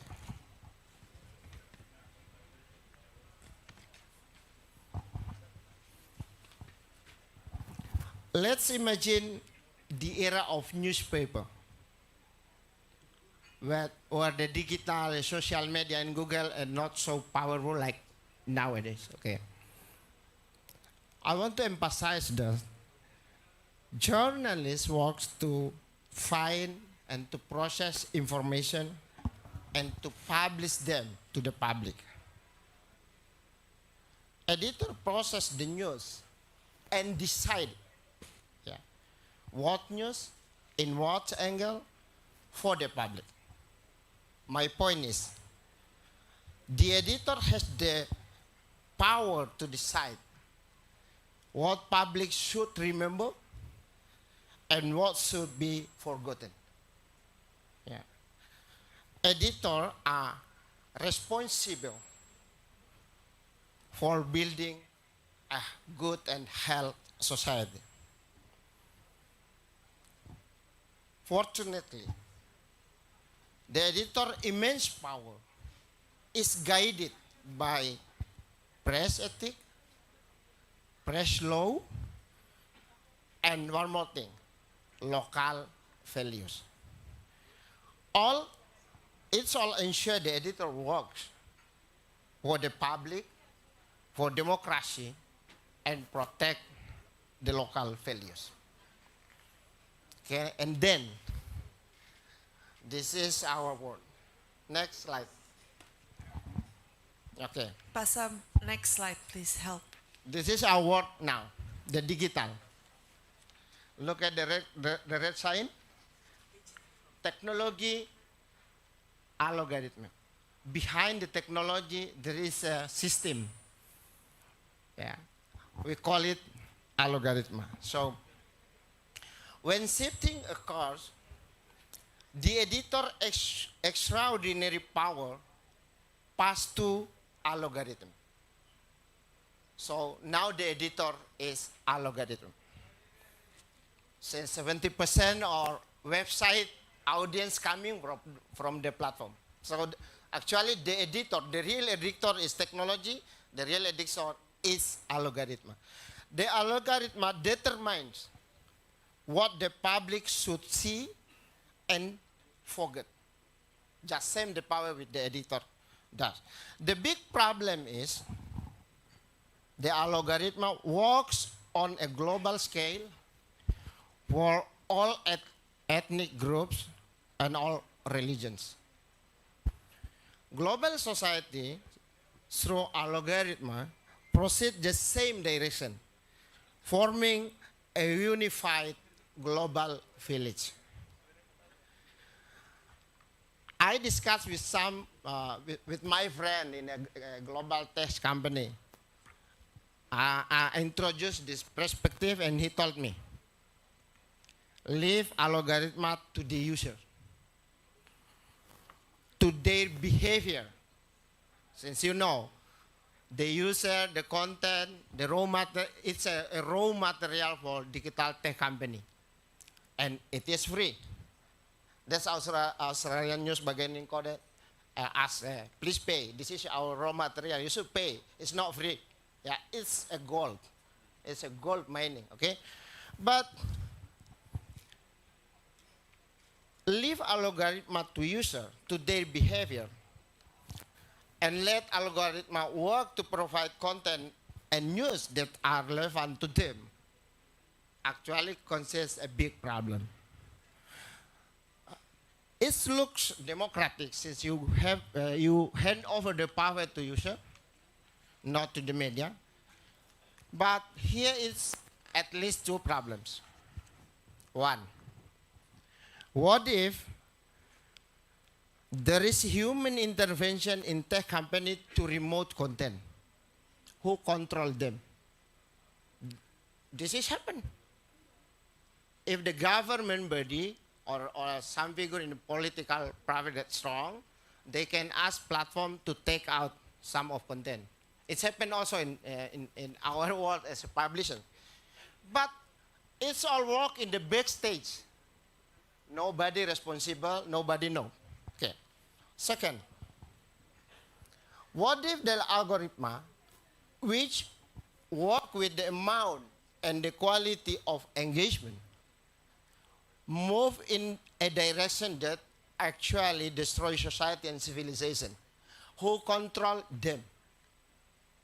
That's the point when the editor or when algorithm take over the power of human editors. Next. The contrast is there, not here. Yeah. So that's algorithm, then it's a human editors. Okay. Next, please. So, okay. Here is my big question at this forum. Who watch, who control the guys, the men behind algorithm? Since algorithm decide of what public would see and were gotten, who control them? Is Indonesia legislation, Indonesia president, Indonesia parliament, or should Malaysia parliament? Or should United States parliament? Who control these powerful guys? And who know them? Any of you know who is the man behind the algorithm? I want to state my important point. Okay.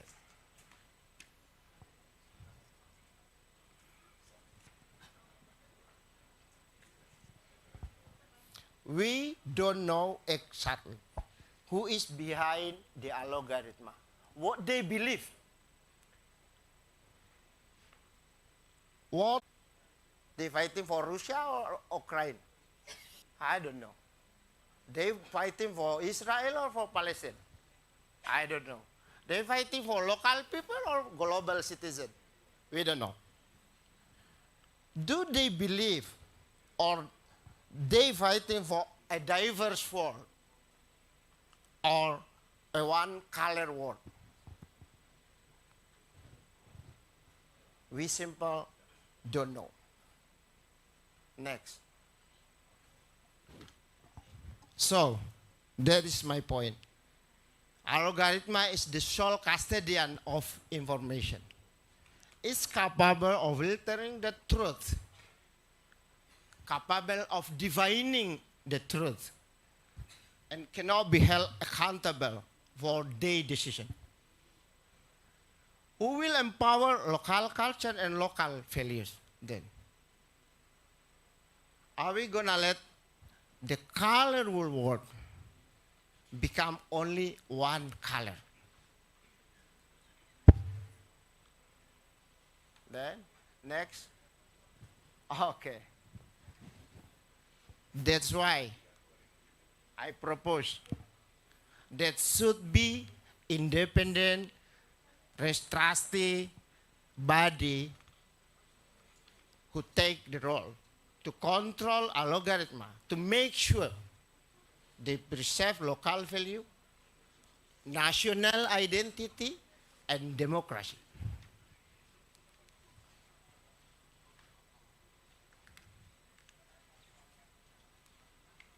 Because we want to pass on a diverse world to our future generation. And hopefully, the algorithm also work in the same direction. I close this presentation with, I think this is the famous quotation. Imagine the power of algorithm. And I think all of us remember the English historian named Lord Acton. Power tend to corrupt. Absolute power corrupt absolutely. Thank you. Thank you, Pak Dahlan, for your presentation in terms of making sure that the local value still be there with us, even though the AI taking so much. It's not about money at all. Yeah. Well, let's big applause to the speakers here first, and I want to check with the Pak Sam Oliver. Do we still have Professor Roth in the Zoom room? Yes. Pak Roth, Professor Roth, we are finished. We finished with the presentation now, and would like to open the session for comments and question answers. I hope you still with us and willing to take one or two questions from the floor here. And I would like to directly open the floor right now. If there is comment or questions from the floor right now, from the right side, middle side, the left side. Do we have hands up to raise questions? Okay, one from the left side. There is a lady, and then one from the right side. Can the technical officers help with the microphone, please, to make sure that the gentleman and the lady can connect with the audio in the Zoom room? Yes, please, Pak Sam, to the lady here, Ibu Santi, I believe. And then from Malaysia, please, Ibu Santi. Yes. Thank you for a very comprehensive presentations to all speakers. I have a question to our Australian fellows who are the speakers. Since the regulation or the code is to fight against monopoly, like should be an antitrust government agency who fights it instead of under the press council. But I'm just wondering, in Australia or whatever you found out when we were going to go for bargaining code, is there any where in the world that the press council regulates the body to fight against antitrust? Okay, I'm sure Professor Roth already take that question too. Next, our friend from Malaysia, please help. Thank you. Oh, Ibu Noni, thank you very much for your help. She is our journalist. Okay, my name is Chamen. I'm from Malaysian Press Institute. Press Institute. I've got a question for Nelson Yap. You mentioned that the Australian media earn about 200 million US dollar per year. AUD, Australian dollar, sorry. Australian dollar per year. And the things that I want to know, how actually do you distribute the amount among the 24 PIFA members? 200 million. And also a question to Prof. Agos. I think you highlighted a very good idea in terms of ASEAN, how ASEAN collectively, the technology big company, but do you have the legal framework to do that? For example, Australia has its own code, and Indonesia is, I think, progressing in advance to have that code.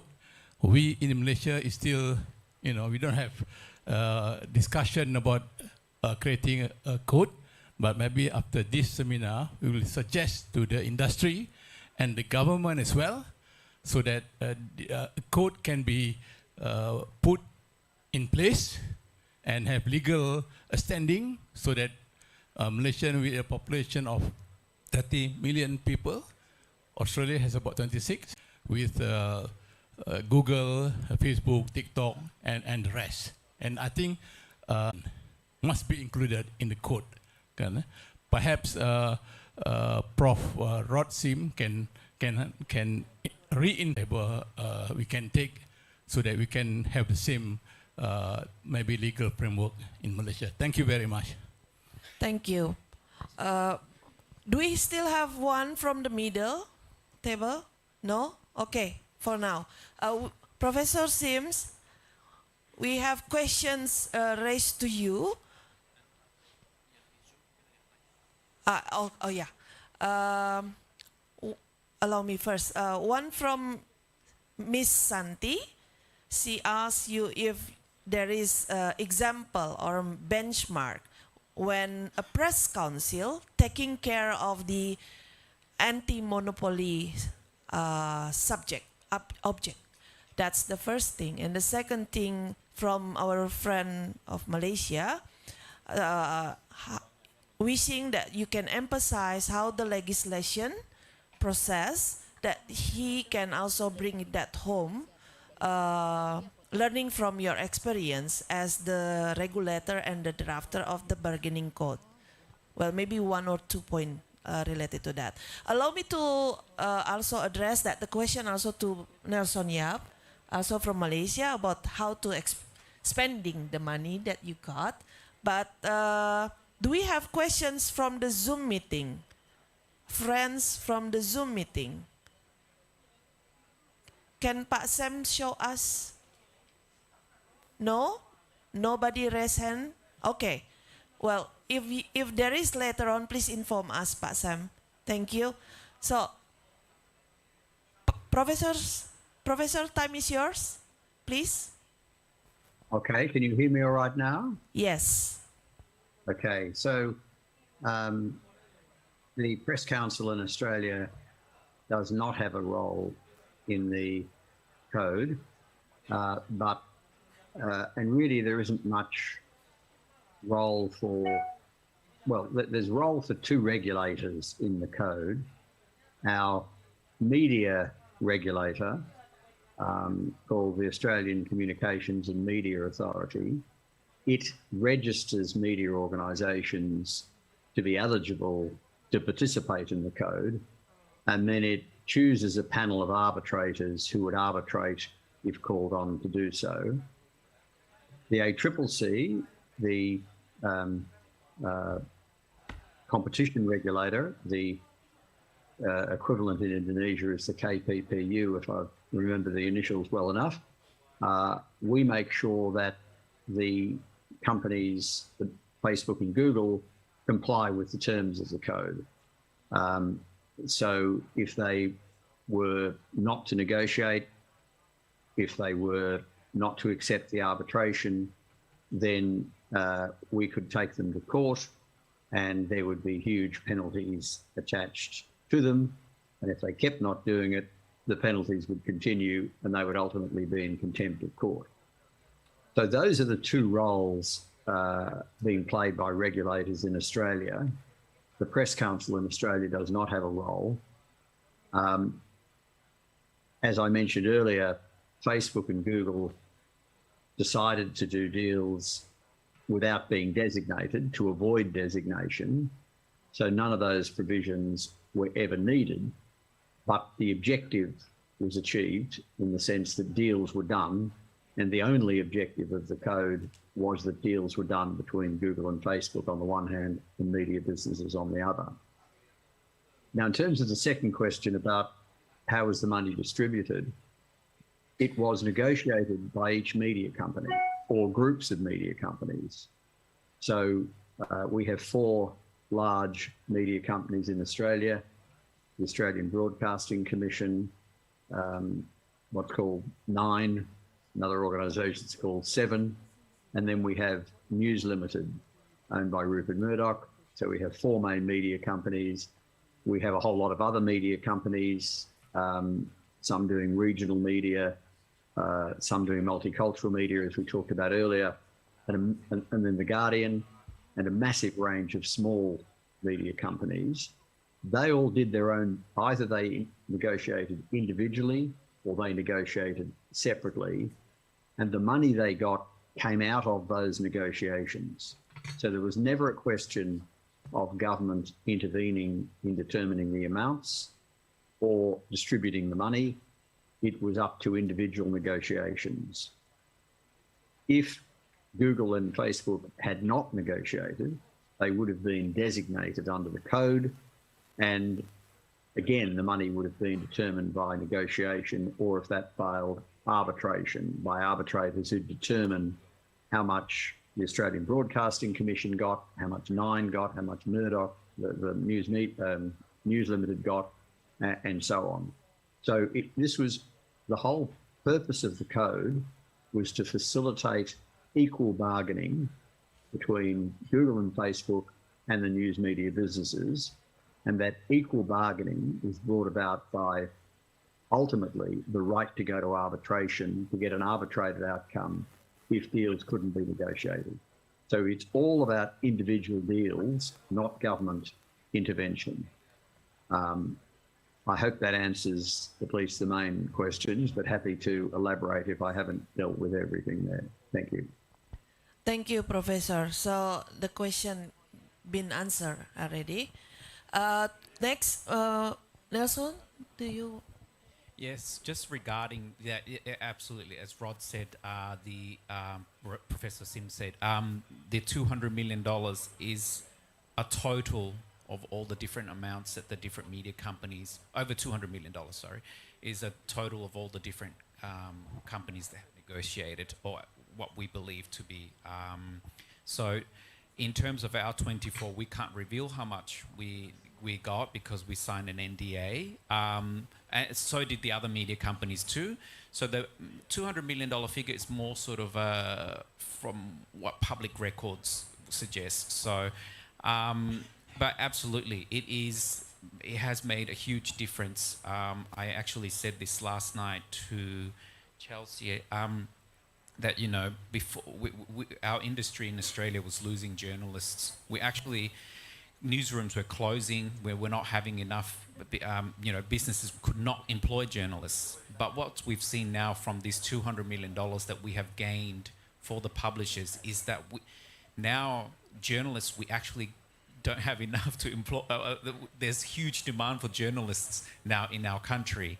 So that's created a thriving, media industry again, or sort of helped create that thriving media industry again. And for individual 24 publishers, it means smaller communities, publishers that publish, on science, climate change, women's agenda, NGO, all these publications now can focus on the topics that are sometimes not covered by mainstream media.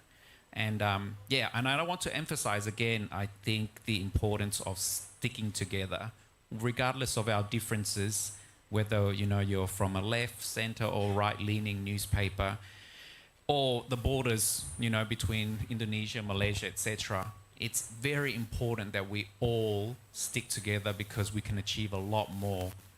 Particularly Indonesia is the 3rd largest democracy in the world.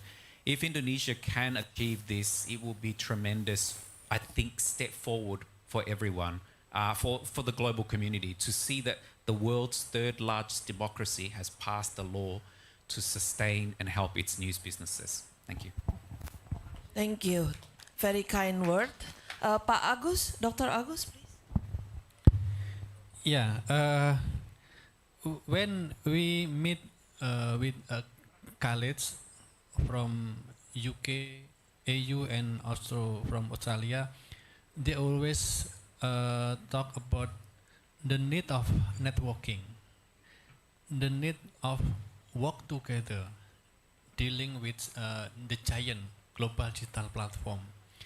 So, and we already discussed this idea with a friend from Cambodia and also from another country when CIG have a general meeting in Bali last year. So, and of course we can share our draft for you. And I think Indonesia and Malaysia is a unique entity in this thing because we have quite similar language. I think we need, for example, the idea to set up search engine in Bahasa Melayu like that. So we have unique relation, and I think if we can work together in this context, how to build fair, balanced, and transparent economy, technology, and news relation between publisher and the giant global digital platform is very important. So because the Google, Facebook is the giant one, the giant. So I think it's also a story, experience from Europe when Spain and also France try to negotiate with Google, Facebook. They also have similar problem. So I think we need to mainstreaming the idea of bargaining code, publisher right, Digital Economy Act, Digital Business Act, that's still ongoing process in EU now. So what we call in Indonesia is try the domestication of digital platform. How the government in national entity try to create some regulation, new regulation, to domestify, to regulate the digitalization, transformation digital in every single country. So I think because we need more information, we need more discussion about it. I think the idea to establish the caucus or lion of media association across country in Asia region is, I think, very contextual and very important. And hopefully we will meet again in this kind of discussion, in this kind of meeting to try to realize this idea. Thank you. Thank you, Pak Agus, to respond to the questions. Do we still have question from the Zoom room? No? Okay. So our friends from Malaysia, Timor-Leste, Myanmar, Cambodia, and Thailand, maybe if you wish to have a more intense discussion, probably we can have one-on-one later on. But for now, I will open again. If in the room there will be another questions by the floor. One. Is Ibu in the next slide also want to raise question? No? Oh, just doing. Okay. Okay. Pak, please. Hi, my name is Neil. I have two questions. One for Nelson and the other one for Pak Dahlan. First, I would like to ask Nelson. I think the microphone is not. Yeah. Can we move? Oh, okay. Thank you. Well, it's Mr. Neil Pope anyway. Yes. Yeah. Better this. Please, Neil. Sorry about this. My first question goes to Nelson. I'm quite excited with the 200 million plus amount that you receive from the platform during the 6 months negotiation, right? It's quite a short period of time that you can get additional 200 million Aussie dollars for the publisher. I just want to know what is the amount, the total amount of the expenditures in Australia, especially from the online? Because as Pak Agus mentioned earlier, that here in Indonesia, the revenue sharing ratio is 70%, 70 to 30%. So using that formula, whether that formula also applies to get the 200 million Aussie dollars additional revenue. Okay, and Pak Dahi, I think I have the same opinion with you that this algorithm should be observed, surveilled by the independent body. What do you think the most appropriate body in Indonesia, whether we have to establish a new one or we can use the existing one?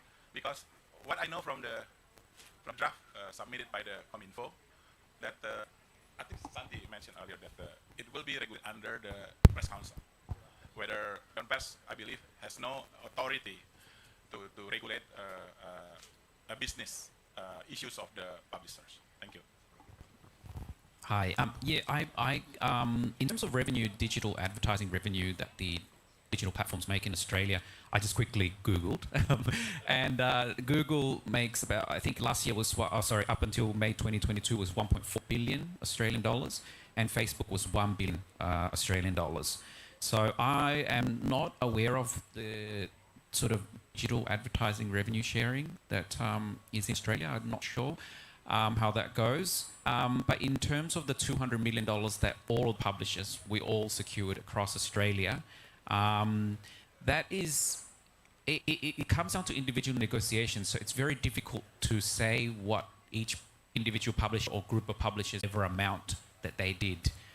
Obviously, Google and Facebook have their own formula on what they think each publisher should get, and then the publisher would then say, well, actually I disagree or I agree, and then you go back and forth. And so, but there is no specific model, and I suppose if the code is introduced in Indonesia, that's something that the publishers would have to arrive together and formulate something, whether they base it on their company revenue, journalists that they employ, or their website traffic. That's something that they have to work out themselves. But obviously, again, Google and Facebook will have something different to say about that. Could I just add something? Is that possible? Yes, of course. Please, Professor. Yeah, so there is some revenue sharing in Australia. So I think, and I'm relying on my memory here, but I think YouTube shares advertising revenue, which is why they weren't included in the as up for designation. It was just restricted to Google search. The information showing the above $200 million, the ACCC collected that information by just ringing up all the publishers and either getting the information privately on the basis that we wouldn't disclose it, or coming up with a range and getting some understanding. And we put all that together, and that's why we're extremely confident the number is over $200 million. I arrived at that number before the deal that Nelson did, so that only adds to the amount of money, but it was already over 200 million before Nelson's group did their deal, which I applaud them for doing. The only guidance the ACCC gave, so the ACCC was asked to give some guidance, and what I said publicly was that if the platforms only covered 5% of journalists' costs, that would be inadequate.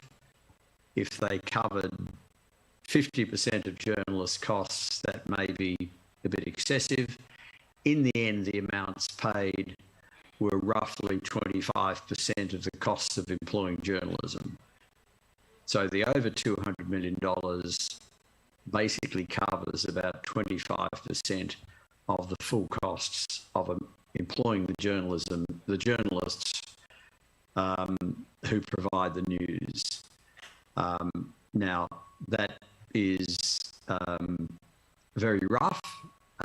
It was made up by the ACCC, but at least it was some guidance that was provided, and it turns out that's where the deals largely landed. So I think that guidance was taken account of in coming up with the over $200 million. In everything we knew, with all the information we had, and we had more information than anybody else, we felt $200 million was about the right number. In fact, we exceeded that, and we felt 20 to 25% of the cost of journalism was about right. and we got at the upper end of that 25%. So that was as much science as there was, trying to give as much guidance as we could. So it wasn't so much a percent of revenue, because of course they're getting revenue from a whole lot of sources in a whole lot of different ways.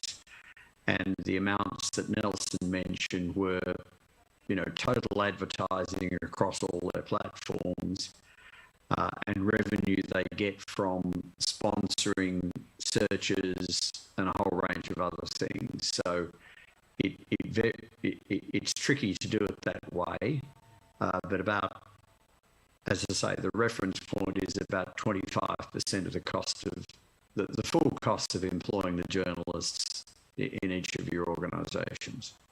Thanks. Can I just quickly add to that? Of course, yes, please, Nelson. Professor Sim's absolutely right. His figure was 200 million was before when our 24 publishers secured our agreement, which, by the way, is thanks to Rod Sims. So thank you very much, Rod. And also the Mindaru Foundation, who helped represent us. So absolutely, it's that $200 million figure was before we signed our deal. So that's a very conservative. You can pretty much say that it was over $200 million worth of deals have been signed. That's per year, by the way. So that's a massive investment for Australian news media companies and in public journalism. Dahlan, please. Yeah, okay. Thank you, Pak Neil. So it's been a tough question, Pak. So look, Pak, look. The digital world impacting our traditional media in last 20 years, Pak. So actually the digital technology works in our field without regulation. After 20 years, then we realize we should regulate it. So you can imagine that something bigger than us that should be regulated. So it should be tough. Okay, that's the one point back. Second, I don't know. Neither. Is it in our when the discussion about News Australia bargaining court is happening? Do you consider the TikTok as a big player? So when we discuss about this topic, I think we discuss about Google role and Facebook role, but actually there is in the last 1 year there is a big player also coming. This is TikTok, which for me this is important. If you deal with Facebook, Google, and Amazon, and you deal with American culture, but when you deal with TikTok, you deal with the China's culture, which is completely different. So I think Indonesia should introduce these one items into consideration when we discuss about publisher rights. Yeah. So, Pak, what kind of body should be control the algorithm? Okay.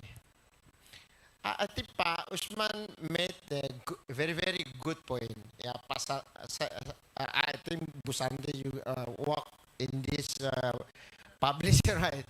So, first, media freedom is priceless for us. Clear, yeah? So, how the regulation put their position in this big issues? So the regulation is about economic aspect, not media. I think I agree with that. And regulation is about a platform, not for the media industry. It's okay. It's good, Pak. So, how about we give another power to Dewan Pers, yeah, to control this regulation? Since actually, Pak, I believe code ethic or our journalist ethics, it is actually ensure the role of journalists to serve the public. That means that if we can use the journalist ethic as the foundation of journalism works, then we can make sure that we preserve the local culture. So the role of the pers is actually is based on the journalist code. That's my point. But I understand, but this is a massive topic, yeah. But thank you very much. Yeah, thank you, Pak Dahlan. Tricky question actually from Pak Neil.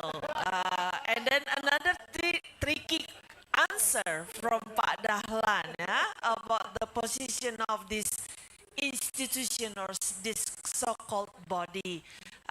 It's become a very hot topic to be discussed next, and perhaps this will be also part of the moving forward of the advocacy leading by all these media community, and not only in Jakarta, because it's also encouraging the local media, Pak Nelson. Perhaps when you said the experience from your organization, you said independent and local news publishers.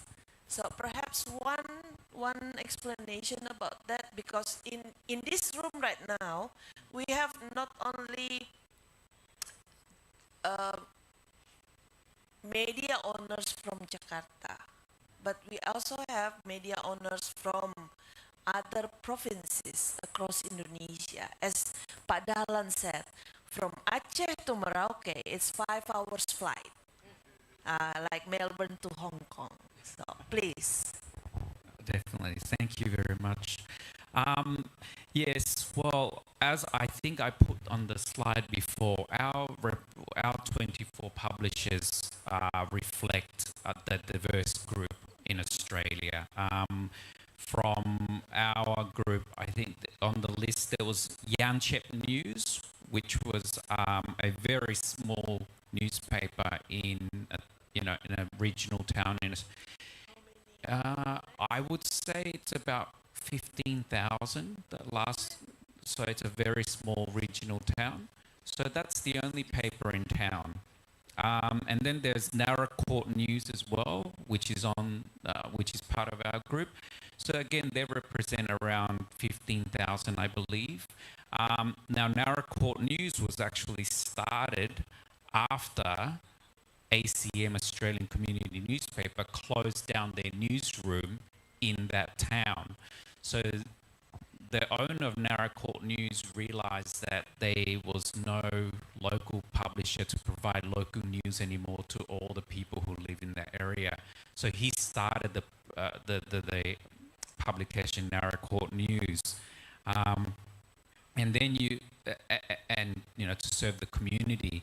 And then we've got also Australian rural and regional newspapers. So again, all of these small regional towns, often they don't have big newspaper presence in their towns. And sometimes when they do get news, the news is very metropolitan orientated.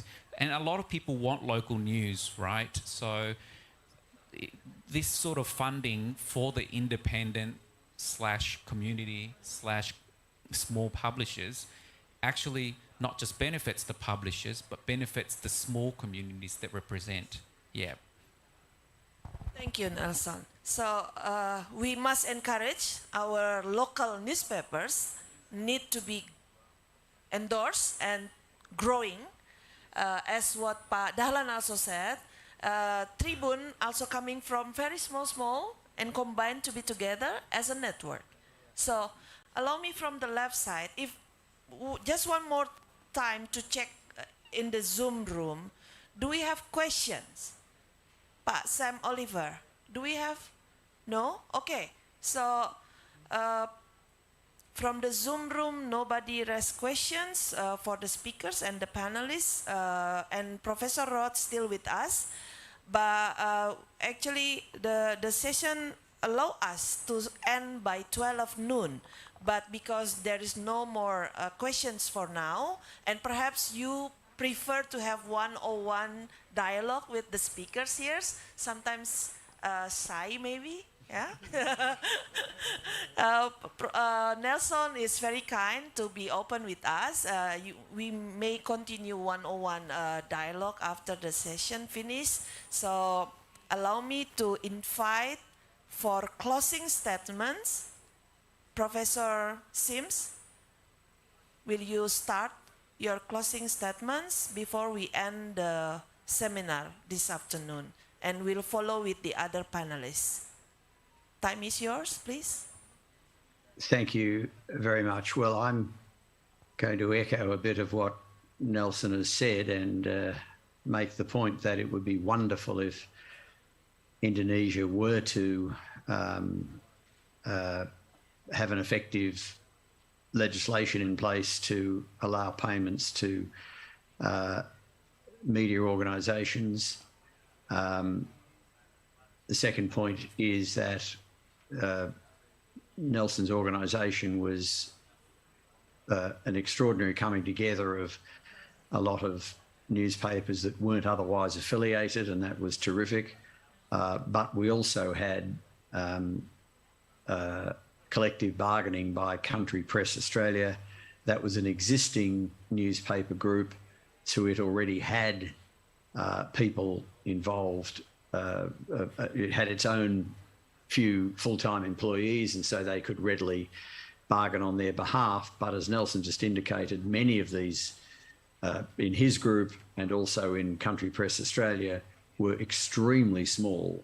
So when you have small media companies, it really is very important that they come together, whether they come together through existing organisations or whether there's government funding to help them to come together. In Nelson's case, it was the Minderoo Foundation, a philanthropic foundation, which was terrific for them to do that. But unless there's an existing media organisation to do the negotiations, then there needs to be some assistance to allow people to be employed to negotiate on their behalf. Finally, in relation to TikTok and Apple News, the ACCC did the work to present the need for the code from 2018 to early 2019.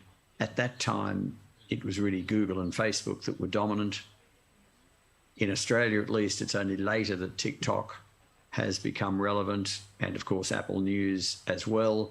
So if we were doing the study now, I dare say TikTok and Apple News would be included.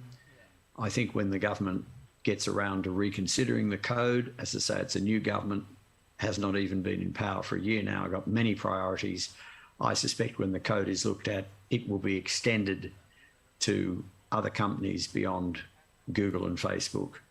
But the key issue, as Nelson has said, and I want to emphasise, is media coming together to call for the code, to call for negotiation arbitration, to call for the fact that if you do a deal with one company, you do a deal with the lot. The Australian legislation is there to be copied. The Canadians are largely copying it. So the framework is in place. But all media need to come together to call for it. Now, I think from what was said earlier, that's happening.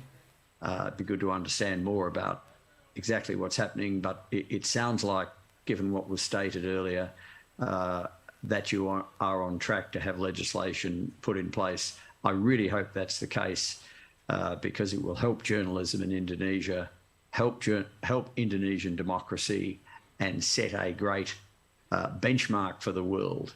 Indonesia is a much larger country than Australia. If Indonesia can do it as well, I think Canada's going to do it. We really then have momentum for this to happen all around the world. So I wish everybody all the best in bringing about legislation to make sure that media is sustained in Indonesia. Thank you. Thank you, And thank you for Professor. the Big invitation. applause to you. Very encouraging word and a kind word towards the Indonesian advocacy team to continue working on the advocacy to have the press regulation. I mean the bargaining code version of the Indonesian version. So very good time for you, Professor, and enjoy your holiday. Really thankful for your time with us. But I think we can let you go now for you to continue your holiday with your family. Thank you very much and have a good evening there in New Zealand. Bye-bye. Thank you very much. Yes. Thank you. All the best. Yes, thank you. Dr. Agus Sudibyo, allow me to use this opportunity that Professor Rod Sims just mentioned all the best with the work that you have done with your colleagues. But let's say that probably the lesson learned from the Australian, as mentioned by Nelson and Professor Sims, that perhaps it's still become the best moment, the best time for Indonesian to encourage and pushing forward the advocacy not only with the government side, the minister side, but to make sure how the community come together. So your closing statement on this probably. Thank you. I think it's depend Pak Nil, Mbak Santi, and Pak Dahlan.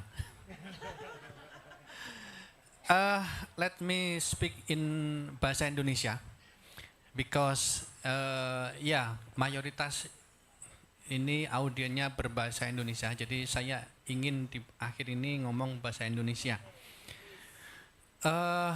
Jadi pada teman-teman pers, pengelola media semuanya, jadi tidak lama lagi insya Allah kalau Bang Nil mengizinkan, kita ini sudah punya regulasi yang mengatur negosiasi antara media massa Indonesia dengan platform global, Google, Facebook, dan lain-lain.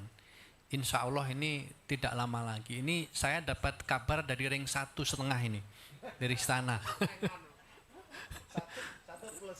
Iya, ring 1-nya Bang Nil soalnya, gitu. Jadi yang paling penting sekarang, Bapak Ibu pengelola media adalah kita harus mulai belajar bernegosiasi dengan Google dan Facebook. Harus mulai belajar. Kalau kita tidak bisa bernegosiasi, nanti ada regulasinya tapi kita nggak bisa menggunakannya. Gitu. Harus mulai sekarang bernegosiasi dengan Google dan Facebook. Teknologinya bagaimana, cara negosiasinya bagaimana, dan seterusnya. Kita harus belajar. Nah, dalam konteks ini, belajar dari Pak Nielsen tadi yang di Australia, untuk media-media lokal dan media-media kecil lebih baik negosiasinya kolektif, bareng-bareng. Dan untuk itu asosiasi yang harus berperan. Asosiasi itu bisa SPS, bisa PRSNI, bisa ATVLI, bisa AMSI, JMSI, dan lain-lain.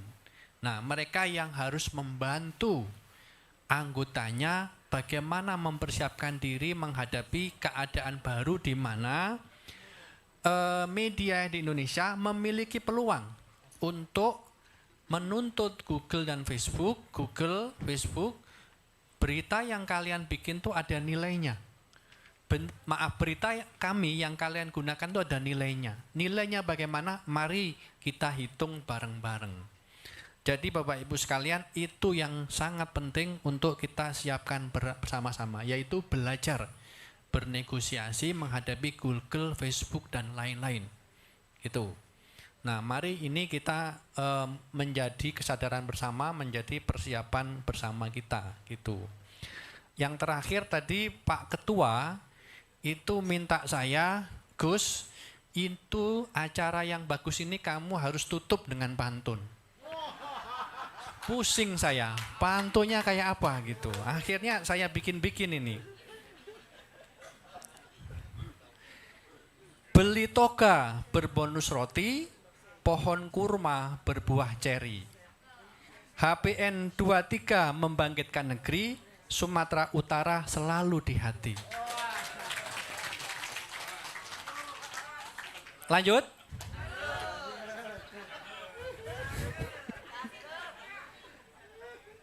Di kota Medan kita beli tasbih. Cukup sekian, terima kasih.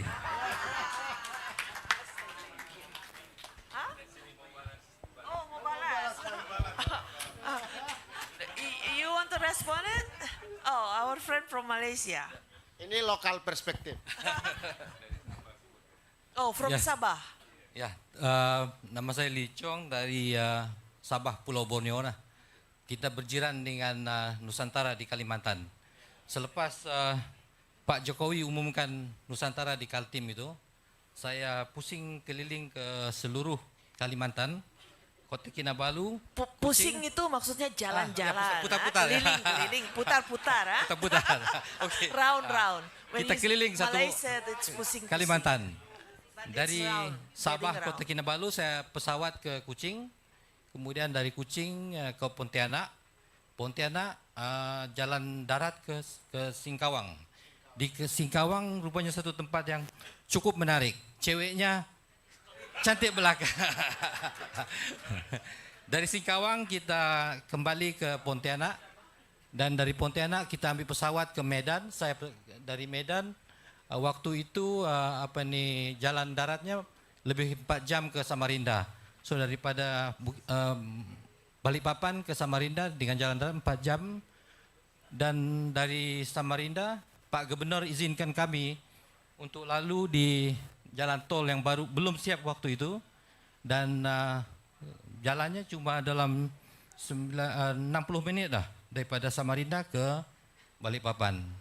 Langsung daripada Balikpapan saya ke Tarakan dan kembali ke Nunukan, selepas itu ke Tawau Sabah dan balik ke Kota Kinabalu.